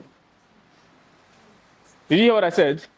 Many people know how to do it, but not many people understand how to what? And I'll use an example here. How many of us remember when you were in school? If you are not yet a good Christian in school, during the exam, there's something that happens, right? Everybody's looking at you, what I'm saying. During the exam, right? You form formation, and what happens? In the middle of the exam, what happens? You move papers and you move. Okay, you're smiling, you have experience. Right? You know. So it happened in a lot of people. If you're not a good Christian, when you were in school, you would cheat during an exam. Abi? Ask your neighbor for answer, pass paper. Some of you were experts here, some of you were the organizers when you were in school. But how many of you did something happen to you? I don't know if it happened to you back then. So stay with me. How many of you did it happen to that? Let's say, like assignments now. You know, they give everybody assignments, right? Then somebody will do it, and what? Everybody what? Dub it. Then, the guy who did the assignment made a mistake. Then what happened to everybody? So when the lecturer is marking the work, he does not understand why everybody's answer, and everybody's making that same mistake. So they got to class, then they called you. Did you do it by yourself? What will you say? Yes. Oh yeah, come and do it again. That's when you understand. Because it's possible to know something, but not what? Understand it. And the proof that you understand it is you can do it again. If it happens to you once, it's luck. If you can repeat it, then you understand the process. And that's what she was trying to explain the last time, right? When she was talking about process, right? It's important that you do not get your results by luck. All right? It's important that you don't get. Let me give you an example. If somebody is running an ad, gets a couple of clients, are you with me? And sells this month, it's easy for that person to say, I ran ads last month. What will I do next month? I'll run ads again. Are you with me? Everything that you are doing, and I want you to pay attention, everything that you are doing in life generally, if you do not have a repeatable process, then it does not have a value. Because it's a thing of luck. Are you with me? You know, we're on a call with the clients like this, and we're doing a consultation call with her. And when we're doing the call with her, I asked her how much she had sold. And then she told me how much she had sold. And I said, how did you sell it? She said, it's just God. Oh. I say true. It's God and something else. Are you with me? Because many of us don't know. If I ask you people, how did you sell? She says it's just God. Oh. And that's the problem. The problem is when you say it's just God, oh, you do not think to study the process to be able to what? To do it again. And so many of you will sell in January, and you think it's a miracle, but guess what? You are not in control of miracles. Are you with me? Yes, sir. Imagine they pay your salary this month, and you ask, see, how do you pay? Say, it's just God. Oh. Then next month, they say, the miracle did not happen this month. Oh. We'll be waiting for God in September. Will you be here? Then when CEO asks you, where are you? You say, it's just God that helped me to find another work. It's God that has helped none of us. Are you with me? So while God will help you, one of the things you need to be able to do is you need to be able to study the process. Are you with me? In fact, I tell people, every time you get a result that you don't know how you got, you really did not get the result. You didn't get the result. Are you with me? So it's extremely important. So we're going to look at a couple of things around how to sell today. So like I said, the real problem is not knowing how to sell. The real thing is you don't understand how to sell. And you don't want to run your life based on luck. So what exactly is selling? As usual, if you've worked with us a while, which you have, you know you will get the slides. So you don't have to write anything on the board. All right, so what's selling? Selling is simply a transfer of certainty. And I'm going to stay here.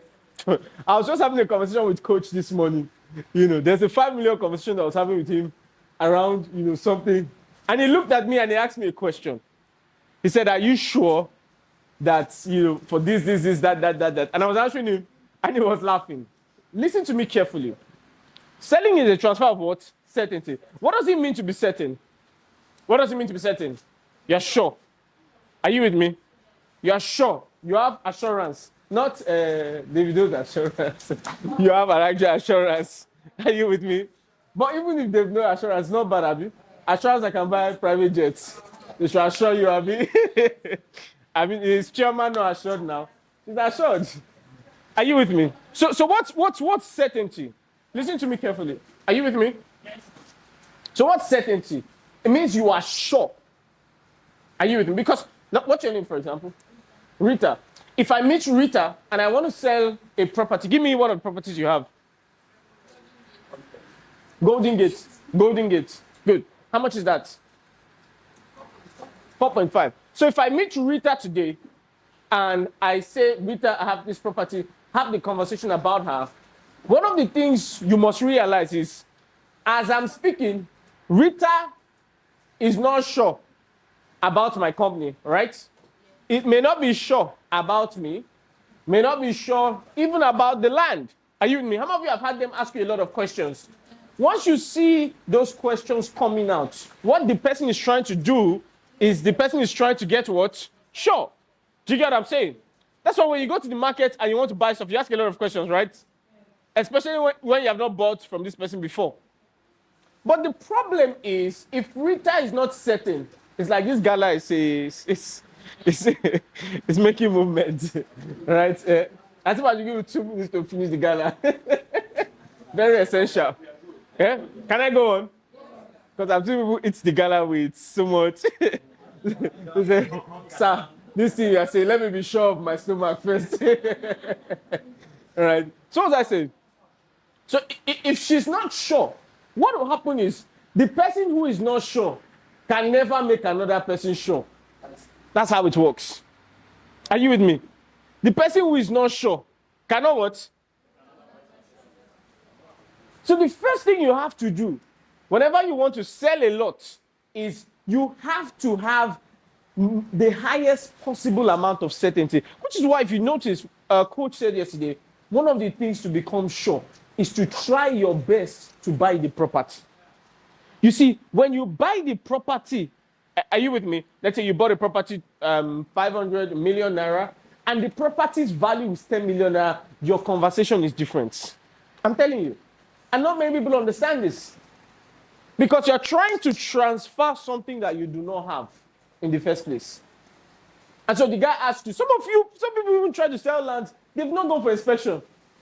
So I said, how is the road to the place? He said, it's good. How is is there third road? There was somebody like that, was a starting realtor, and he had not gone to the property before. So sadly for him, the first time he was going to the property was that he was going to the property with the client. Are you with me? No wahala. So, you know the way they describe things for you? How many of you know these Lagos realtors? It's just 3 minutes from the road. It's a lie. You'll be going, be going, be going. So they told her it's just 3 minutes from the road. She said she told her clients it's just 3 minutes from what? The road. Okay, we're at the road. Show me 3 minutes, Abi? No wahala. That's how they started going, going, going, going. They didn't get to the site though, they had to turn back. You see, it's not 3 minutes, we're 20. Do you want to kidnap me? But 20 minutes into the bush. So some of you here, you have not even visited the site. You are sharing flyer. It's flyer you are sharing. The person who has gone to the site will be more certain than you. How many of you have visited a site and you've said this is a good site? No, they should buy it. Exactly. So that's the conversation. The first question is, how certain are you? All right? How certain are you? And one of the ways to prove you are certain is that you will buy it. I went to the POS, I think yesterday or last 2 days, and I went to withdraw some money from some cash from the POS. And when I withdrew the money, the woman gave me a couple of notes, and those notes were not bad. I said they were not bad, they were not good, they were bad. Some of them turned at the edges. So I picked those notes up and I gave it back to her. I said, please help me change it. Then she said, no, don't worry. Wherever you go, you're going to collect it. I said, are you sure? She said, yes. I said, then keep it. You too, go and give them when they will collect it now. If you are sure that they are going to collect it, no wahala, hold it and use it to spend. Because you have to be what? Certain. There are 3 things you have to be certain about. Number 1 is you have to be certain about your product. Let me tell you the truth. Nobody should be able to ask you a question that you cannot answer about your product. Nobody. That's the first discipline you have. You see, whenever I get into... So I'm somebody who I just read for a living. I'm a very boring human being. That's people not to follow me. I just sit down and I'm just reading. They say, what do you do for fun? I say, I sleep for fun. I just read books, eat, sleep, go to work, just like that. Go to work, go to... That's how I do. So once I get into a new space, I want to read everything I can find about it. Everything I can find about it. When we started consulting for real estate clients, one of the things I did, I went to study property law because we have a lot of real estate clients. I know the property laws governing, I could literally state law for law. Is it early way of 1978? But some of us don't even know which law is governing it. When they say, what title is it? You don't know what the title is. See, you must have more product knowledge than the person you're trying to sell to. And sometimes it's just a couple of questions. Are you with me? If I ask you, some people now, what title is on your property? You don't know what it is, right? What's a government encumbrance? You don't know what it is. What's a survey plan? You don't know what it is. What's provisional survey? What's registered survey? You don't know. Me, that I'm not in the industry, I know what it is more than you, that you're in the industry. And the problem is, when you lack knowledge in an area, you can never be certain in that area. You will never be certain in that area. So one of your first tasks is you must take all your products. Are you with me? And you must know everything about every single product. Everything about what? Every single product. There should not be any question they can ask you that you cannot answer about your product. Are you with me? That's the first certainty. The next thing is the certainty about your organization. Are you with me? And you know why this is important? It's important because your organization is going to make a lot of promises that you are going to use to promise your clients. Do you know that? Yeah. So if the organization says we're going to do a gatehouse, you are taking the word of your organization and using it to sell that property. The question is, how much certainty do you have about your organization? And one of the very basic tests to test an organization is not how well the boss is doing. It's not how concerned about, it's not just how well the boss is doing. Does the boss care for the staff? Are you following what I'm saying? Are you aware that it's possible for Dr. Simeon to just go to Dubai and come and tell people how beautiful the place is? There are very few companies that are investing the amount of money in the people like your company. Are you aware? right? You know, we work with a lot of companies. They are said, I don't want to go real estate companies there. They have not paid salary. I'm telling you. They have not paid salary. In fact, there's a real estate company that I know of. They didn't pay the salary of the staff, then they gave them an option. They say it's either they make sales or they forfeit their last month's salary. What kind of stupid conversation is that? Not commission, no, base salary. Are you hear what I'm saying? That kind of person now, if he now tells you we will build, you run away from him. Because he's not true to his word, even to his staff. Are you with me? That's the conversation you want to have with yourself. So you must become certain. And another way you become certain in the organization is when you have come to a point where you have seen them do what they said they would do constantly. Are you aware that there are actually people that say they will give cars? They don't give anything. No. Now, audio money. But they will put the card, they will put the flyer. Sometimes it's even worse. They will bring the person up and present the plaque check. You know what I'm saying? By the time we reach back, money no show. No money anywhere. They said they will give out the cars. They gave it out. There's a particular organization that we're working with. So one of the promos they did is, I think they sell furniture. Then they said that if you purchase up to 2 million naira worth of furniture, they'll put your name in a raffle draw. And then the winner was going to win, I think, 2 million, second person 500K, and the third person 200,000. So they paid out. So when they did it, the raffle draw, they got the winners. Then they paid out the first person. They paid out the second person. Now, sadly, I think it's either they reached their limits on network or they didn't get the deal. So they couldn't pay out the third person that night. But before the next morning, the guy started shouting. He said because they have done it to him before. He said that they gave him all due money, snap picture, do everything, but the money has not hit his account. So that's the conversation we'll be having. Are you certain about your organization? You have to become extremely sure. And the third thing, which is the most important thing, are you sure about yourself? Are you sure about yourself? Are you sure? That is a question I want to ask. Are you sure about yourself? Right now. How many of you know some of you do not think that it's possible for you to do some things, right? There's a kind of money that you think is not for you. Are you with me? Right? Are you sure about yourself? Are you sure that you could stand before, whoever and have a decent conversation? Because let me tell you the truth. If it doesn't happen to you, these 3 levels of certainty, that's the first thing you need to work on. Let me give you an example. How many of you here are married? Or maybe are not married? There'll be more, right? There'll be more, right? How many people are married? How many people are not married? The ones in between, where are you? You are in the middle of a lot. Now, if you are a guy and you are married, are you aware that there's one day you saw your wife? Are you with me? But then you were jittery to go and make the first move. Are you with me? Wish she.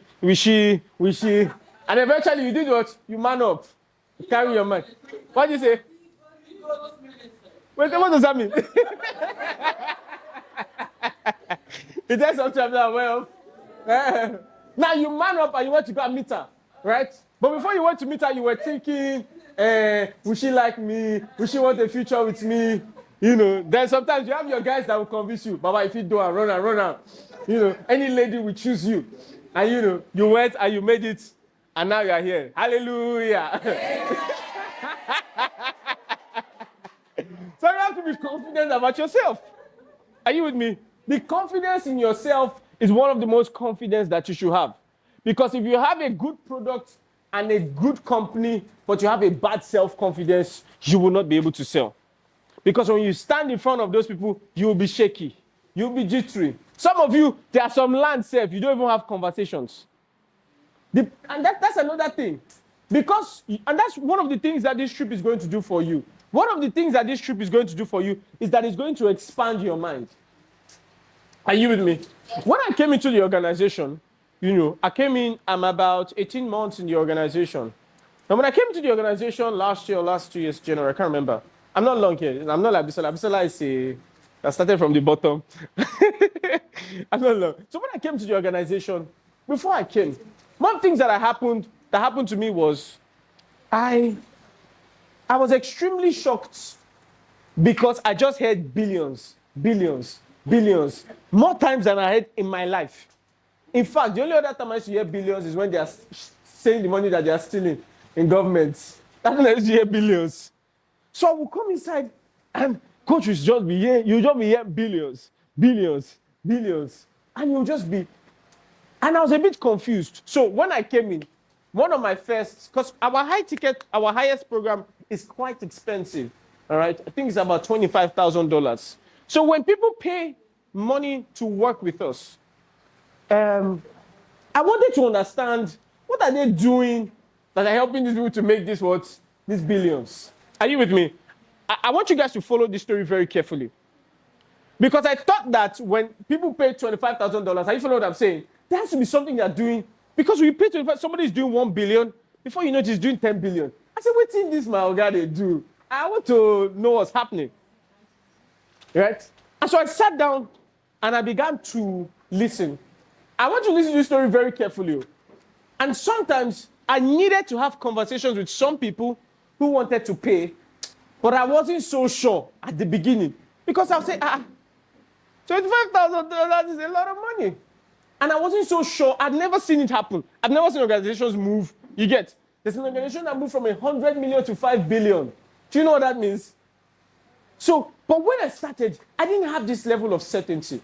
I'll just be there and I'll be paying attention. I'll be looking at it somewhere at the back of my mind. Don't let me lie. Thank God, guys. I'll be saying, are you sure this money that these people paid, are you sure that we're going to deliver? That's at the beginning of the year when I first came. So no, Allah, let's be watching. And the very funny thing, which is why many people don't even make a lot of results, is every strategy that coach pushes out is very simple. How many of you know that? But you know the problem? Because it's simple, many people don't do it. And you hear what I'm saying? So what I made up my mind to do, because I'm privileged to run some other personal businesses, I said everything that I hear this man say, I'm going to go and what? Do it. That's my first resolution. All right?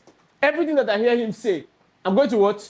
Go and do it. And so as we're in sessions like this, as he's teaching people, I'm listening more than the people. For example, some of you may not have paid attention. Yesterday, he shared a story about somebody who took a cake to the sun. How many of you remember that story? Some of you have clients now, you're not going to do it. You'll be inspired and you will not do anything. There are some people now I'm going to carry cake to when I reach that Lagos because there's a money that they have that I need to collect. I know what I'm saying. So when that happened to me, for the first time in our lives, we did 9 figures. Immediately that happened to me, my certainty moved up straight. When people now say $25,000, is it too much? I say, no, it's too small. Because I've seen that thing happen a lot of times. And the volume of sales we are seeing is a lot more. So the question you need to ask yourself is, how can I get to the point where I'm so sure? If they put a gun to my head, and you hear what I'm saying? They say, this land or your life. You say, this land. Because the way this land is going, it's make it. Are you with me? You need to become so sure about the product that you're selling. The next thing is, people love to buy, they just hate to be sold to. You don't understand? No, that's why I'm here. That's the entire reason I'm here. People what? Love to buy, but they what? They hate to be sold to. I feel like asking somebody to explain that statement because I can see it, and I want to explain why this is important. People love to buy, but they hate to be sold to. One of your jobs, as quickly as possible, listen to me carefully. You might start out as someone, and that's why knowledge is important. You must move yourself just from being somebody who sells to somebody who educates. Did you hear what I said? You must move from being somebody who what? Sells to somebody who what? We have a very brilliant example in the Bible. There's a guy in the Bible called Joseph, right? They call him to come and what? Interpret dreams. You know what Joseph said? Finish interpreting dreams. And then he said, well, we're going to need somebody who is wise, who can execute all the things that I've said. The question is, who else would they pick? He simply pick anybody who educates, always looks like the expert, and the expert is always paid the highest. Anybody who educates looks like the what?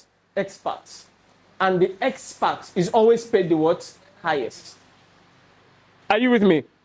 I'll say it again. Anybody who what? Educates looks like the what? Expert. And the expert is always paid the what? Highest. They don't pay you based on how old you are. They don't pay you based on how long you have stayed. They pay you based on how good you are. Are you with me? And one of the ways you must show how good is by education. Are you with me? Let me give you an example. In Lagos, there was a particular client, and I think, real estate client like that, so someone was working with the person. And as you're working with the person, the client, now I don't know if they do in Anambra, I don't know if they have what they call governor's consent. Do they have that here? It's as a title, sir. Okay, but they have CFO now. CFO is general everywhere.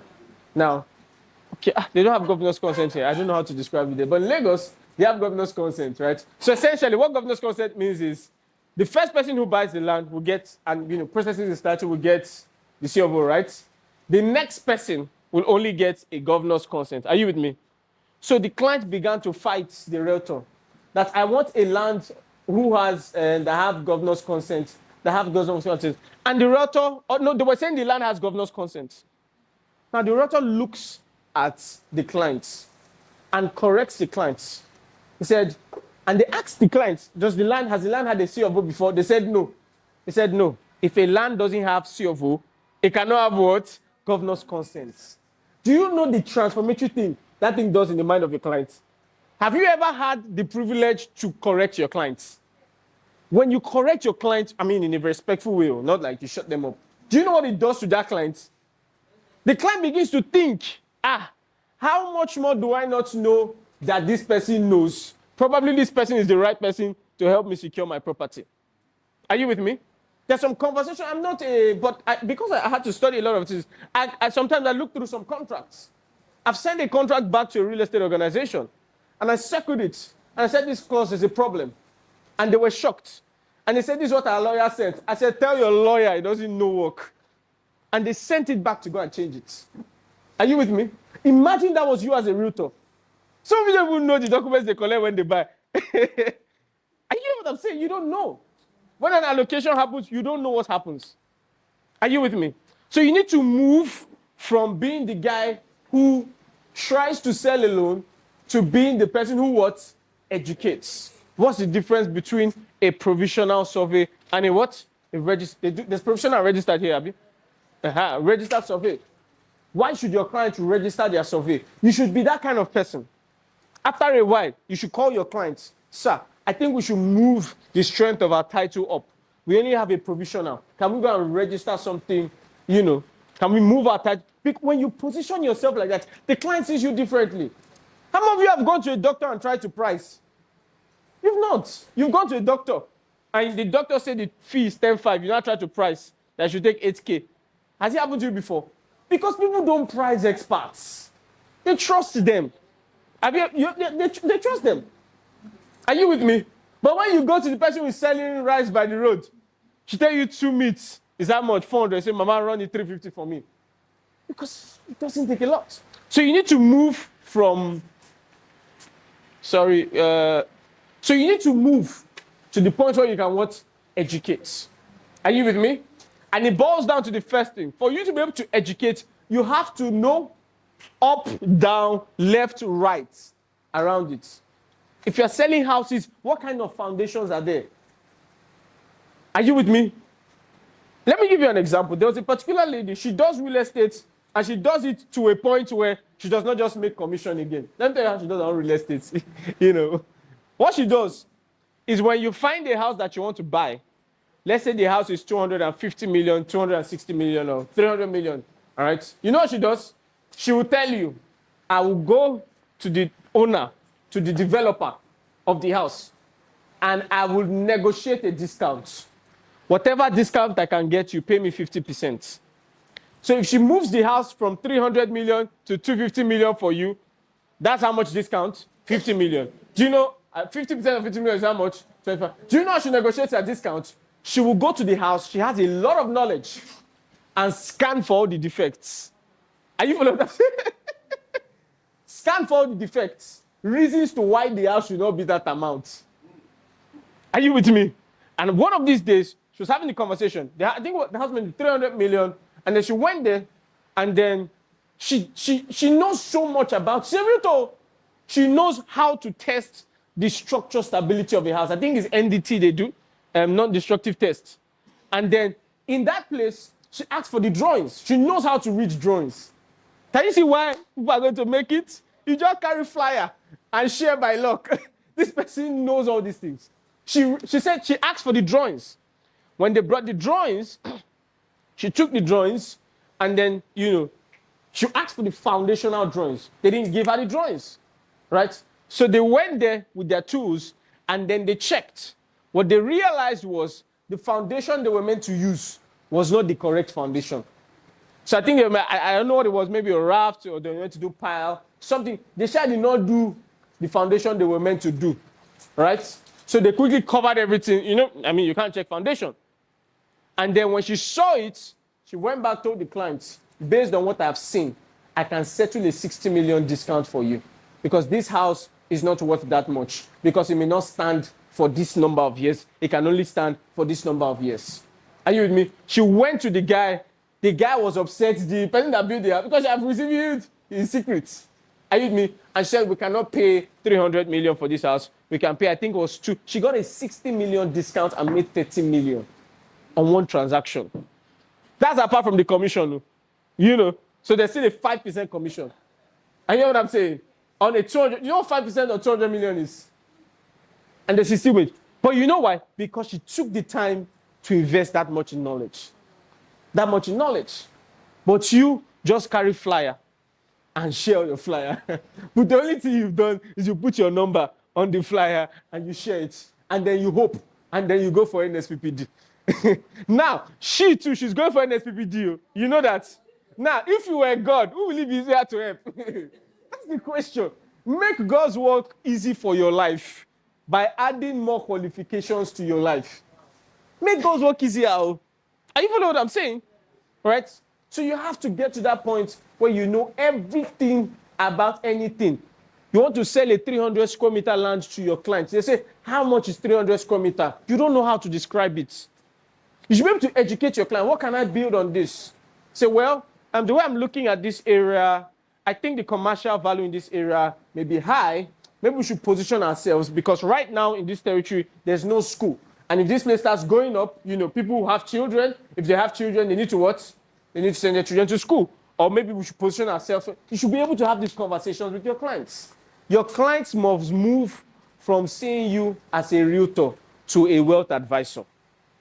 Once that shift can happen, any money that client has is going to pour it on your life. I'm telling you the truth. It's going to pour it on your life. All right? So people love to buy. They just hate to be sold to. And one of the things you must do, is your hand up? Okay, I thought you were raising your hand. You are catching Rema.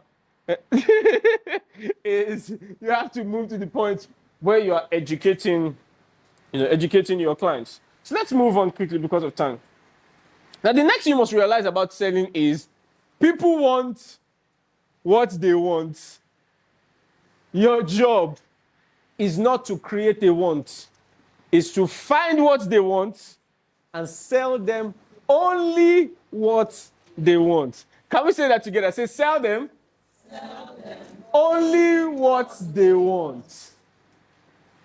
And I'm going to explain what this means. You see, when a lot of us begin to try to sell, we have, especially if you're a new person, there's a way they have programmed lines into your head. How many of you know what I'm talking about?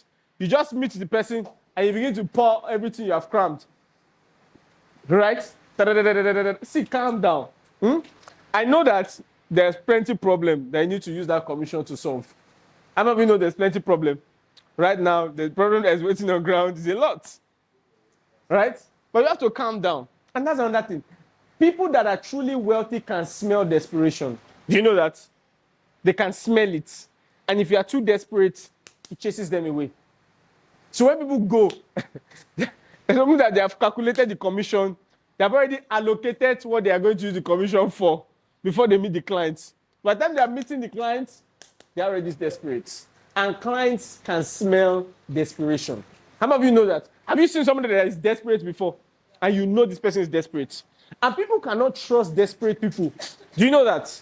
Because they are not sure of the motives of this person. Why are you so passionate about it? Are you with me? So follow me quite carefully. One of the first things you must do, a lot, in fact, as a realtor, is listen.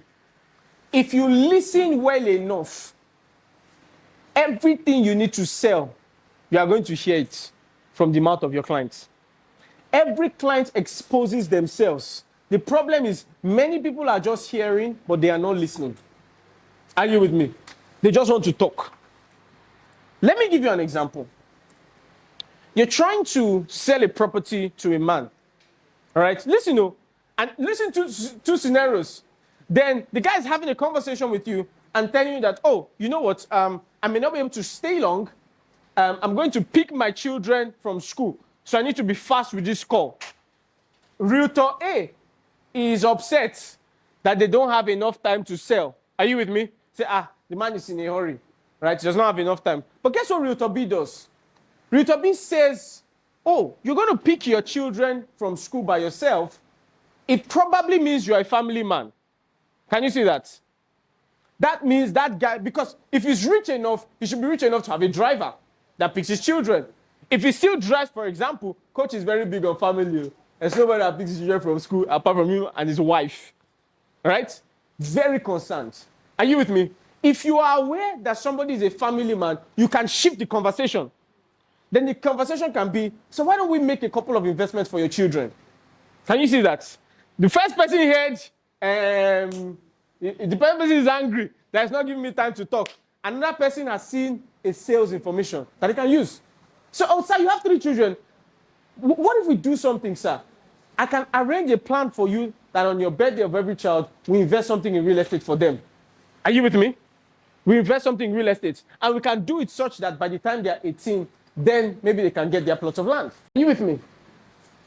Just by listening to somebody saying, I'm going to pick my children, you have moved from, it could be one plot you're trying to sell. Are you with me? But now you have 3 plots if the person has 3 children, and you have that purchase how many times? Every single year. That's the problem. We are not listening many times. We're not listening. Many times we are too busy trying to sell to listen to the thing that will help us to sell. Are you with me? Sometimes the conversation you're having with people, you're having a conversation with a 70-year-old woman that wants to buy a house from you. Are you with me? And what you are trying to sell that woman is that where you are buying the house, there's a lot of energy. There's a lot of nightlife. Are you? Mama wants peace and quietness so that she can stay somewhere long enough till she can die. So in that case, selling her that the city is bustling is not an advantage. But that same land, you get into a young person. Are you with me? You can sell that the city is bustling to a what? To a young person. That's the problem. Many times, we don't know what people want. We only have an idea of what we want. And that's going to be a problem. So if you're a salesperson, you must master the ability to listen a lot. People always leak their secrets if you listen long enough. And if you listen how? Well enough. Just listen. Okay, so not a problem, sir. Have you invested before? There's a transaction that somebody was having, and it was an off-plan project. And they were about to pay the money, and all of a sudden, the woman stopped. And they asked the lady, why did she stop? She said, I have a 12 million naira somewhere that I've put inside off-plan. Are you with me? And I've put it inside off-plan, and that project was never complete. Till today, my money is stuck. So right now, I don't want any off-plan property. Are you with me? Do you know what that single line can do? So now, the guy made a suggestion. Okay, the off-plan you want to buy is 15 million. If you want completed one, it may be a bit more expensive, but at least you have your peace of mind. Can we get you to buy the 35 million one? And now they've moved that conversation for a 15 million transaction to a what? 35 million conversation. But guess what? You say, You are not buying man. No plan is good. No plan is good. But somebody say 12 million naira is stuck somewhere. You can't almost get that person to buy that kind of thing again. It's just the way. It's just the way you hear people say Yoruba demon. I've never heard that thing before. Some people cannot marry Yoruba people again. You know why it's important? You must master the art of listening. Not many people listen. A lot of people hear, but they don't listen. Are you with me? And even listening is different. You should listen to understand, not listen to reply. You know it's different. Some of you, as people are talking, you're already cooking your reply. You know what I'm saying? You're cooking your own comeback. So you should listen to understand what they're saying. And for example, like I said, if somebody is scared of buying a property somewhere, when you listen enough, you'll be able to get to the root of their fear. There's a particular client we're consulting for, and they're about to buy a land. And they've been trying to close out the client, and the client didn't close out for almost 2 months. So I got there and I said, give me the phone. And I picked the phone. So I learned it also from Coach. He will pick the phone sometimes to show people, and I place a call across to the client. And while I was listening, because all the guy was trying to do was trying to sell the place. The lady said, my uncle has a filling station on that road where you are trying to tell me to buy. And they have robbed him 12 times. Will you buy? If you're the He said they have robbed him 12 times on that road. And that guy has been trying to sell that property to her. But he's not listening. Within 30, 20 minutes of the conversation, I was able to find out the real reason. So she would say things like, the money is too much. It's a lie. The installment plan does not work for me. The real reason was they have robbed my uncle. Do you know what it means for them to rob somebody 12 times? My uncle has a filling station. So I picked up the phone. Immediately I identified that was a challenge. I had a conversation with her. Within 24 hours, she paid the money. You know why this is important? If you don't listen well, there are a lot of deals that you're going to leave on the table. Now, the next thing you must realize is when you're trying to sell, people are always running from pain and running towards what? Pleasure. Running from what? Pain. Running towards what? Pleasure. You're always in the middle. Because as you are now, you don't want to be broke, Abby. Some of you know that different kind of pain. It's not only when they slap someone that there's pain. No. One of the greatest pain is if you, as a father or as a mother, you watch your children not able to go to school. Do you know how painful that thing is? Right? Are you with me? Or you have money, or you can't have money. Somebody is sick in the family. You don't have money to be able to treat them. Do you know how painful that thing is? Have you seen people that have died because of lack of money? There's a particular person that we knew. The man had an injury from a bike. And then, he was bleeding. Went to church. Church gave him money. They said, go and use this money to treat yourself. But because they were extremely poor, they said, this money now, we don't know the next time we're going to see this money. So they took the money. Are you listening to what I'm saying? This is a true life story. They took the money, and rather than going to the hospital, they went to do one baba, I don't even know what they did. And they took the money, and then they kept the money. What killed that man was tetanus. Telling you. You see, this story was so bad because it was my father that told me back then. My daddy came back from work, and he was just sad. I said, what happened? He said, they carried the guy's dead body. Because my dad is a pastor. To the mortuary. What killed that guy was 5,000 naira. 5,000 naira. They carried him. It was my father that carried him to the mortuary. That's a different kind. So you need to be able to understand the pain of people. And sometimes, again, it comes down to the ability to listen. If you listen well enough, people will tell you what they are afraid of. Are you with me? Tell you, listen to what I'm saying. What they're afraid of, what they have suffered in the past. Are you with me? Do you understand what I'm saying? There are some people that said, I will do all I can to get my children to the best schools. Because the school that I went to, I hear what I'm saying? What I saw, my children must never see it. When you find somebody like that, you must be able to transform the pain of that person to something that used to make the person buy. Do you understand what I'm saying? All right? Some people, if it's a lady, there's some people that are in unfortunate situations, right? I've seen people, they're closing clients, unfortunate situations that maybe their homes didn't go well. Are you with me? And they didn't have any property to their name. Are you with me? Now, when they're investing for their children, they want to invest so that their children have something. There are plenty stories like that. So you need to find the pain that the person is running from. Are you with me?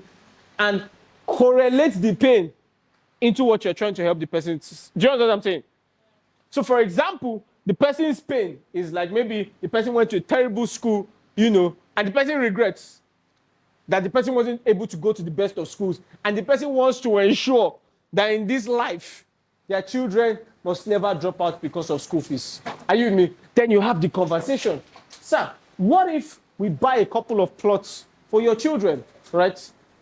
At least if there's something wrong in the future, they can easily do what? Sell one of these plots and keep on their education. So right now, your children are unborn. Or if it's a rental property, I don't know if we develop here or we're having plans to develop. The rent from here, you can put it in a trust fund and instruct that trust fund that all this money must be used to send my children to school. That means even if you die now, your children are still going to finish school. That's the conversation we're having. So now the conversation is not about buying house. What's the conversation about? Keeping the children in school. But the problem is we don't listen well enough. And the other thing is pleasure. Sometimes people are buying things not because they need it. They're just buying it so they can make a statement. You know that? Status statement. Let's all not lie. That's why we're buying an iPhone. Am I lying? There's a way you feel in life when your phone has 3 cameras. Abi? You feel like you have made it. There's a way you feel in life, a different type of feeling. When your phone has dynamic island. I don't yet have that one. I've not made it like that in life. It's 14, 15, 16 people that have it. Right? And people that have their phone like that, they don't used to carry their phone like they carry it like this. Because you must see it. That has, you have it? No. Okay, sorry. The way you're happy. Android has dynamic island. No, not 2 cameras. It's coach phone. Does anybody have dynamic island? And anybody using a 14, 15, 16? No. Nobody. You left it at home. But you only brought the touchlights. I understand. They say Anambra is not safe, so you have to be careful. I mean, they will walk with wisdom. Okay. If coach will say, I'll show you. Right? What's that? Let me see. Let me see what I'm saying. Can you see the island? You see, my own does not have island. Mine is mainland. The dynamic. So some people that have this one now, it's a status symbol. Because anybody that has it, I think it's from 14 and above. So really, they don't hold their phone like this. They hold it like this. So that you can see that, we're not on the same level. Like, that. So some people, it's status symbol.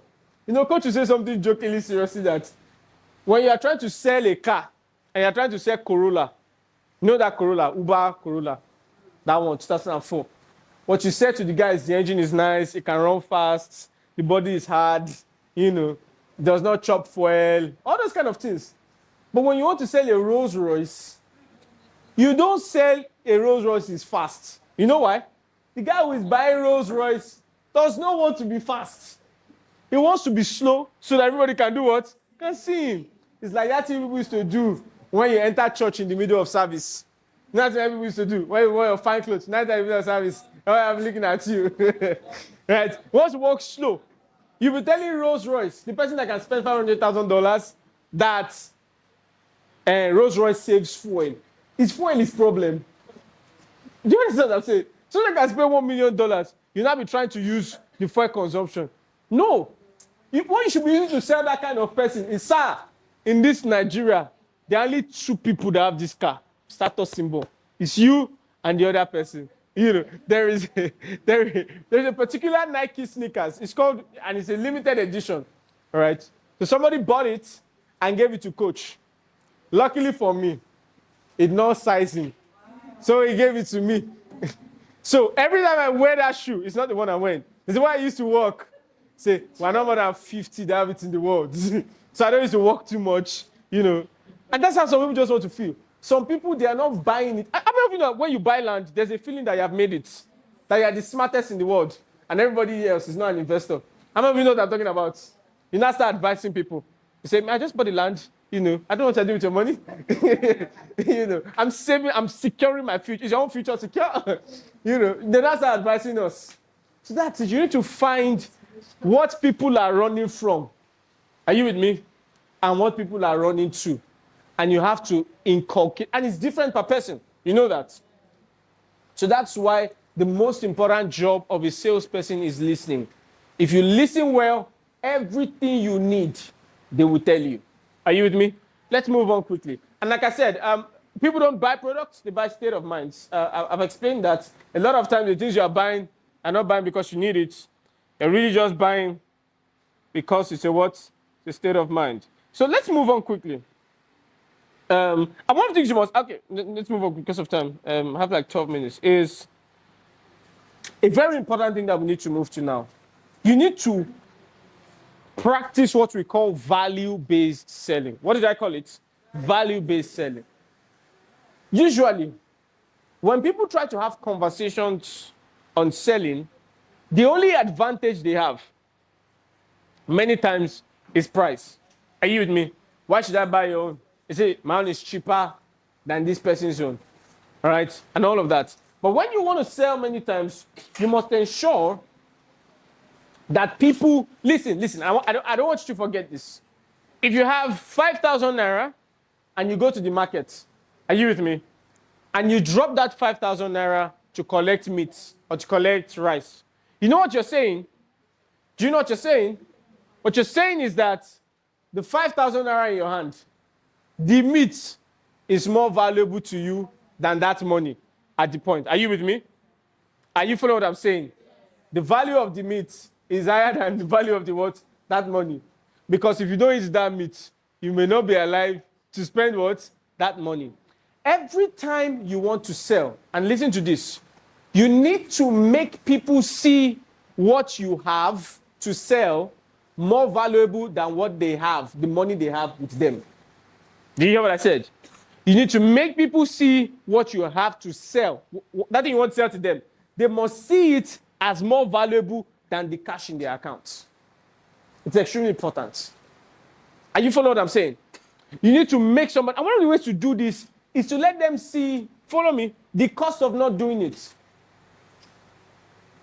What did I say? You have to let them see what? The cost of not doing it. Let me give you an example. We have a client who is, I have like 5-6 minutes to finish out. We have a client who is an eye doctor. And as an eye doctor, one of the things she tries to get people to do is to try and do their eye tests and all of that. Are you with me? And so we had a conversation with her. Many of you, listen, you know how to show people, but you don't know how to show people what I call the cost of not taking action. So we said, what is the most common syndrome? And she said it's called CVS. I think it's computer vision syndrome, right? Something that if you use, how many of you use computers for more than 2 hours in a day? You use your screens more than 2 hours in a day. Let me see your hand. If you use any screen for more than 2 hours in a day, let me see. Even your phone. So you people don't use your phone for more than 2 hours in a day.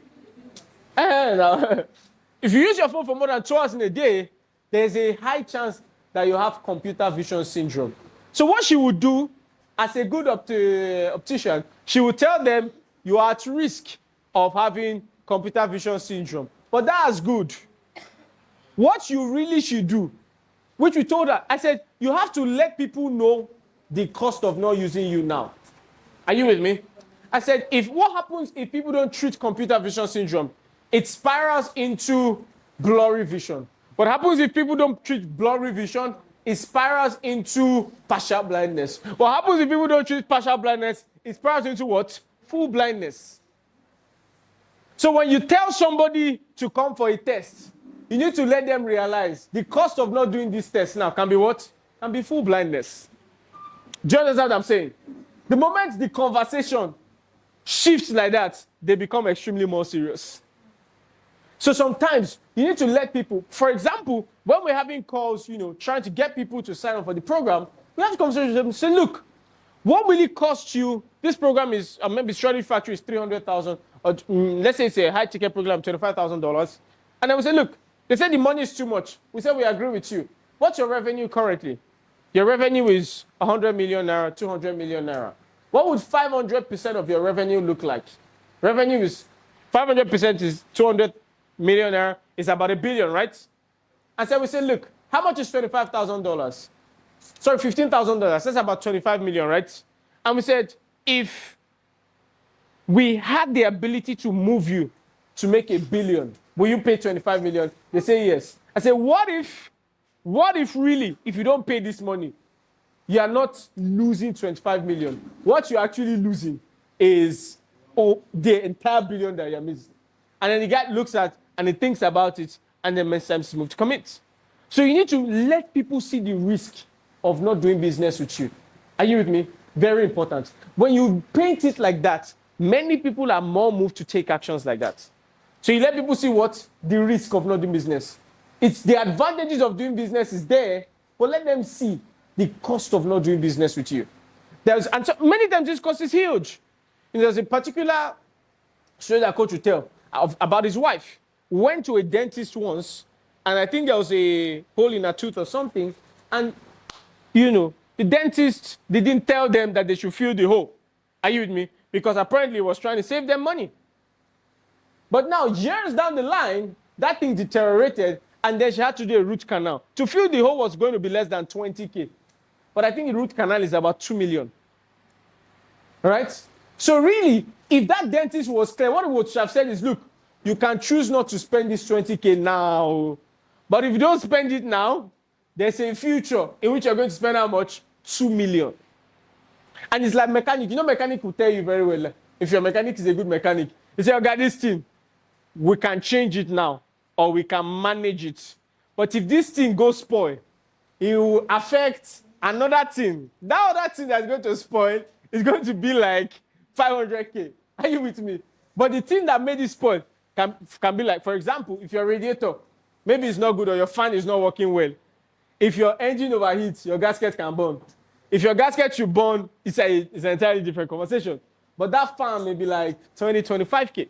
Are you with me? So you need to be able to connect people to the cost of not using you. It helps you to increase your value. So we've had conversation around. So like I said, your sales pitch must be more using value than what you're asking for in cash value. Are you hearing what I'm saying? Just like I said, people must feel like what you are going to give them is more valuable than what they are going to give you. Some of you, they bought land from you and they've told you thank you. Has it happened to you before? They're appreciating you after giving you that amount of money. You know why? Because the way you feel they helped you, they too, they feel you helped them. Are you with me? And you must put your clients in that position. Your clients must buy from you and be thanking you. You are thanking them because without them, there's no food for the next month. But they must be thanking you. All right? Thank you. If not for you, I'll know I've bought this land. That's how the conversation always has to move. All right? And I'll round off with this. I've said this a lot. Your most important asset is the ability for you to what? To listen. All right? And the next thing, the last two things is you must build exclusivity into your offer. And what does this mean? Listen, why should they buy from you and not you? Are you with me? Why should they buy from me? I've given you one of the advantages. One of the ways you can become an exclusive person is to know more than everybody, as much as possible. Are you with me? And are you aware that this knowledge is available? Let me give you an example. And this is what I said. If you sit down, all right, I know somebody who did this in Abuja. Right now, he's the top realtor in Abuja. He became the top realtor in Abuja only in 2 years. He had a real estate conference in Abuja, and more than 1,000 people went. And I know exactly what he did. You know what he did? He didn't even fight with anybody. He didn't go and join any. You know what he just did? He just woke up one day and chose to study about Abuja like school. Studied everything. Every state has a master plan, right? How many of you have seen the master plan of Anambra? See what I'm saying? You don't know what it looks like. This guy studied everything about Abuja. Studied everything, the C of O, the R of O, everything. And you know what he did? he showed up. In fact, he was a crazy man. He showed up every day on YouTube and uploaded 2 videos twice. You just stay with the back. The video quality was nonsense. So, but you know what you do? You just take his camera, put it on a white wall, and explain something about Abuja. At some point, he was releasing, I think, 4 videos every day on YouTube. The work rate. But if you do that, because right now, there may be nobody educating on Anambra. Is there anybody like that? Do you know anybody? Every time you can't think of somebody, there's space for you. Are you hearing what I'm saying? Because there are people that are going to go online and search on are you hearing what I'm saying? How to buy real estate on Anambra. Guess what? They're not going to see anybody. Do you know if you shoot out 30 videos between now and the next month, you can literally become the expert in Anambra? Because the space is open. But guess what? Everybody is going to listen to me, and guess, most likely, nobody will do it. I will come back next year. That's the problem. Take a white wall. You don't have to be too fine, don't worry. And explain, study around it for a month and explain something. 5-10 minutes, post it on YouTube. It's free. Is there Wi-Fi in this office? There's Wi-Fi in your office, Abi? Is there Wi-Fi in the office that's open to everybody? Not open to everybody. I don't know about that. You said pay for your salvation. Go and do night plan. Pay for your salvation. And if you have the privilege of using the Wi-Fi, is it unlimited? Or is metered? It's not unlimited. I'm not saying you reach that side. It's not. I thought it was unlimited. So pay for night plan. Night plan is I don't know if you have increased it. It used to be 50 naira for 500 MB. Abi? It's your commission. 20K will solve all this problem, right? Put it aside. Wake up. Stand by the wall. Record something about Anambra real estate. Are you with me? It has been as little as the 5 most bubbling places in Anambra, right? How to know a good real estate company in Anambra. Just list the topics, 30 of them, record them, and post them on YouTube. And it has the ability to change your entire life. I'm telling you, it does have the ability to change your life, right? So build exclusivity into your offer. It could be how much knowledge do you have? It could be your customer experience. Are you with me? How many of you have bought from people not because they are good, but they are just very jovial? How many of you have seen people like that? Very jovial people. I was coming, when we were at the airport, something happened and I was telling coach, I said, I would have given this woman money if I really wanted to. So we got to the airport, and because we were rushing, we didn't check in our bags. So we carried everything as hand luggage, so we don't have to wait when we come here. But when you're carrying hand luggage, you're not meant to carry liquid inside your hand luggage, a lot of liquid. So, but me, perfume, everything was inside there. Yeah, so the one checked it, and then she stopped me. And I said, Mama, we're in a hurry. We're trying to catch, and we don't want to. And she looks at me, she said, press something for the, you say, press something for the boys now. And no, she said, no, don't press the phone, don't press the phone. So I think they found out that they always collect a lot of money from people. So maybe there's a camera. She said, no, don't press the phone. And you know what she did? She pulled out a paper from her pocket, and her account number, name, and bank was already written. She had like 10 of that paper. I said, sir, this person deserves to be corrupt. The preparation is too much. She has expected that things like this will happen. And so that means when she wakes up, she will cut paper, maybe like 10 or 20, write her name, account number, squeeze it in her pocket. She just pulled that one and gave me, say, go. And I was looking. And I was just like, I said, I was very impressed that I was not even interested in. I just wanted to give her money for that effort. That's a lot of effort right there. Are you with me? That's how you have to think. So is it customer experience? What's the one thing that customers know about you? Could it be, like I said, you have a lot of knowledge plus the experience? Are you with me? That they know that if they are dealing with you, they are going to be very excited. Are you with me? It's extremely important, right? And then the last thing that I want to show you that is very important is how to listen and create magic sales moments.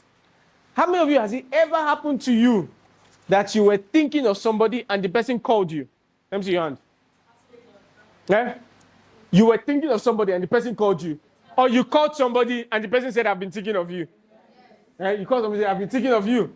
I just wanted to call you now. I was just about to text you. Right? Let me tell you the truth. There's an entire science to it because thoughts are in frequencies. Are you with me? But let me tell you the truth.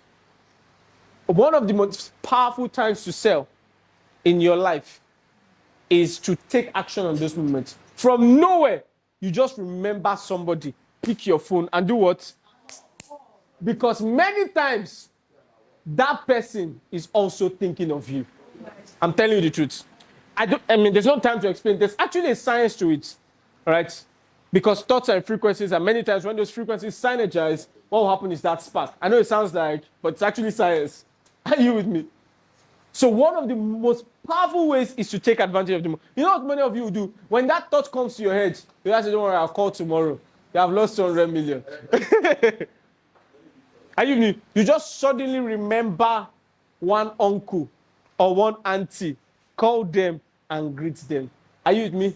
As you are greeting them, through King Real Estate. Are you with me? Many times, the universe will suggest to you, it's you that is not listening. Are you with me? So that's another thing you must do. Make up your mind that once somebody comes to your mind, you're going to move on and make that move. I hope this was valuable for you. Thank you so much. Any questions? Honestly, good morning, everyone. Good morning, sir. Good morning, sir. Yes, I'm with you, sir. Talk to me. I really enjoyed your section. Thank you so much. I enjoy your diction too. Talk to me, sir. Listening to the universe. Yes. Honestly speaking, if the thing is in there, if we can abide to this information, I think it's going to go a long way to impact positively into individuals. Because I can remember my coach, Dr. Simeon here, once told us this particular thing around last 2 years in Ojuraj, when he was telling us the possibility of when you are thinking about a particular person and you see that you want to put call across, you see that thing that you, or maybe you're thinking about a particular person, you find out that that person calls you immediately. So that thing works magically. Yes. Yes, it works magically. So if we can practicalize it here now, let somebody here, let us, because I believe in practical, sir. And so, but you know that have you been, is anybody have been thinking about somebody? Yes.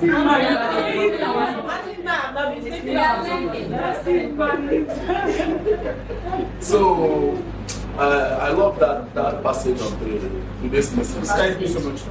Thank you so much. So questions, let me take a few more questions before everyone else. Ask us where we're here. You know when they want to marry, what would they say? Talk now about what? Silence. The marriage has finished. So while we're here, by tomorrow my God goes back to Lagos. So any questions? No questions. There must be, sir. There must be.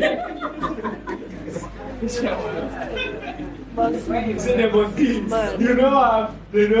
There mustn't be.